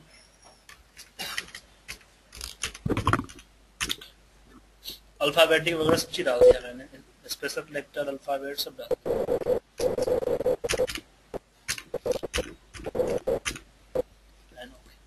हो गया। अब इसको अनप्रोटेक्ट शीट, अब इसको टाइम लगेगा। पिछला वाला खराब से हो गया था, 1 2 3 नॉर्मल पासवर्ड रखा था, अब इसको टाइम लगेगा। जितना लंबी रखोगे उतना घंटा लग सकता है, 2 घंटा लग सकता है, धीरे धीरे बंदी कर देगा। ये नहीं बोले क्योंकि ये क्या करता है कि तरह तरह के पासवर्ड का वर्ड बनाता, करेक्टर दिया इसने, कॉम्बिनेशन बना के फिर पासवर्ड डालते हैं। वर्ड जितने वर्ड जैसे अल्फाबेटिक डालेगा, न्यूमेरिक डालेगा, तो अल्फा न्यूमेरिक डालेगा, फिर न्यूमेरिक डालेगा। जैसे 1 डाले 1 to 9 डाल के देखा नहीं खुला, फिर 1 2 लेके देखेगा, 1 2 1 3 1 4 1 5, फिर 1 2, फिर 2 डिजिट हो गया, फिर 3 डिजिट 4 डिजिट 5 डिजिट।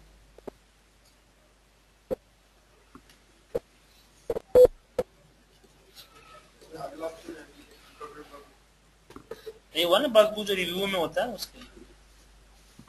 तो एडिंग्स इसके लिए, जब किसी से कुछ मांगोगे तो वो आपको एडिंग्स बना के देगा, इसको ऐड करना पड़ेगा। आपको भी किसी को माइक्रो बना के देना है तो एडिंग्स बना के दोगे ताकि वो ऐड कर दे, सारे फीचर्स ऐड कर सके। ठीक है, तो आज हम आपने जो ओपनिंग का बताया था, ओपनिंग पासवर्ड लगा रखा, तो उसके लिए अलग सॉफ्टवेयर है, इससे नहीं होगा, वो अलग है कई सारे। लेकिन मुझे तो कई बार डाउनलोड किया तो पेबल मिला, मुझे फ्री भी है, वो रिसर्च करना चाहिए।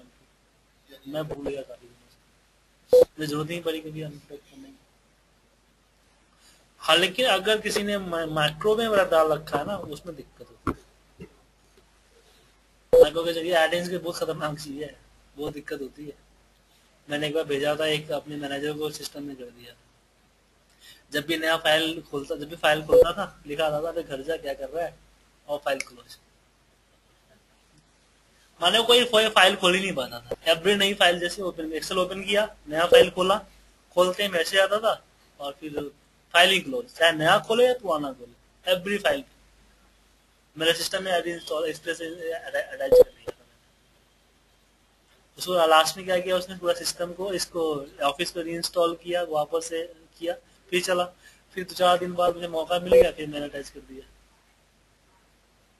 मुझे तो परेशान करता था कि वो, उसकी दिक्कत आती थी, उसको एक्सेल की नॉलेज थी नहीं। वो हर काम के लिए बोलता था VLOOKUP लगा दे हो जाएगा, कोई भी काम करना है VLOOKUP लगा दे हो जाएगा, कोई भी डेटा मैच करना है, कोई डेटा मैच करना है, मुझे सम निकालना है, मतलब किसी मुझे पता करना है कि पार्टिकुलर बंदे को ओवरऑल सम क्या है, तो बोले VLOOKUP लगा दे आ जाएगा। मैं चिढ़ता तो जब पता नहीं है तो क्यों तुम्हें बनते हो, नहीं पता है तो चुप रहो ना, खावा बोलते VLOOKUP लगा दो, हर काम में VLOOKUP थोड़ी है। किसी ने उसको बता दिया था कि कुछ भी करना हो VLOOKUP से हो जाता है। जैसे एंटीबायोटिक होता है ना कि कोई बीमारी एंटीबायोटिक खत्म कर देता है, जैसे उन्होंने बोला कि एक्सेल का एंटीबायोटिक है, कुछ भी करना है VLOOKUP कर देता है। तो मैं लगा तो बताता हूँ कि एक्सेल क्या करता है। ठीक है, तो हमने आज 2 टॉपिक कवर किए, जिसमें एक था शॉर्टकट हैंडलिंग, दूसरा था एक्सेल सेटिंग्स। कल हम अपना होम मेनू बार को खत्म करेंगे, क्योंकि आज ज्यादा हो रहा है आप लोगों को, अब सोने लगे उससे पहले कि आप लोगों को घर भेज दें। ठीक है ना, पहले दिन में इतना पढ़ाना। अभी आपको थोड़ा सा स्टडी करके आना है। सबसे पहले आपको एक्सेल सेटिंग जो है, लिमिट्स जो है, उस लिमिट्स को आप पढ़ लो, शॉर्टकट को पढ़ लो, विंडो के शॉर्टकट्स को थोड़ा सा पढ़ लो। ठीक है, इसी को थोड़ा सा आप पढ़ लो। और जो मैंने रिकॉर्डिंग दिया है, इस रिकॉर्डिंग में कम से कम एक बार जरूर देखना। पढ़ने का सबसे तरीका क्या है कि जब भी मैं आपको जो मैं चीज पढ़ा रहा हूँ, उस चीज को आप पहले तो आप गूगल पे सर्च करोगे। ठीक है, जो भी टॉपिक मैंने आपको पढ़ाया उस चीज को जाओ पहले गूगल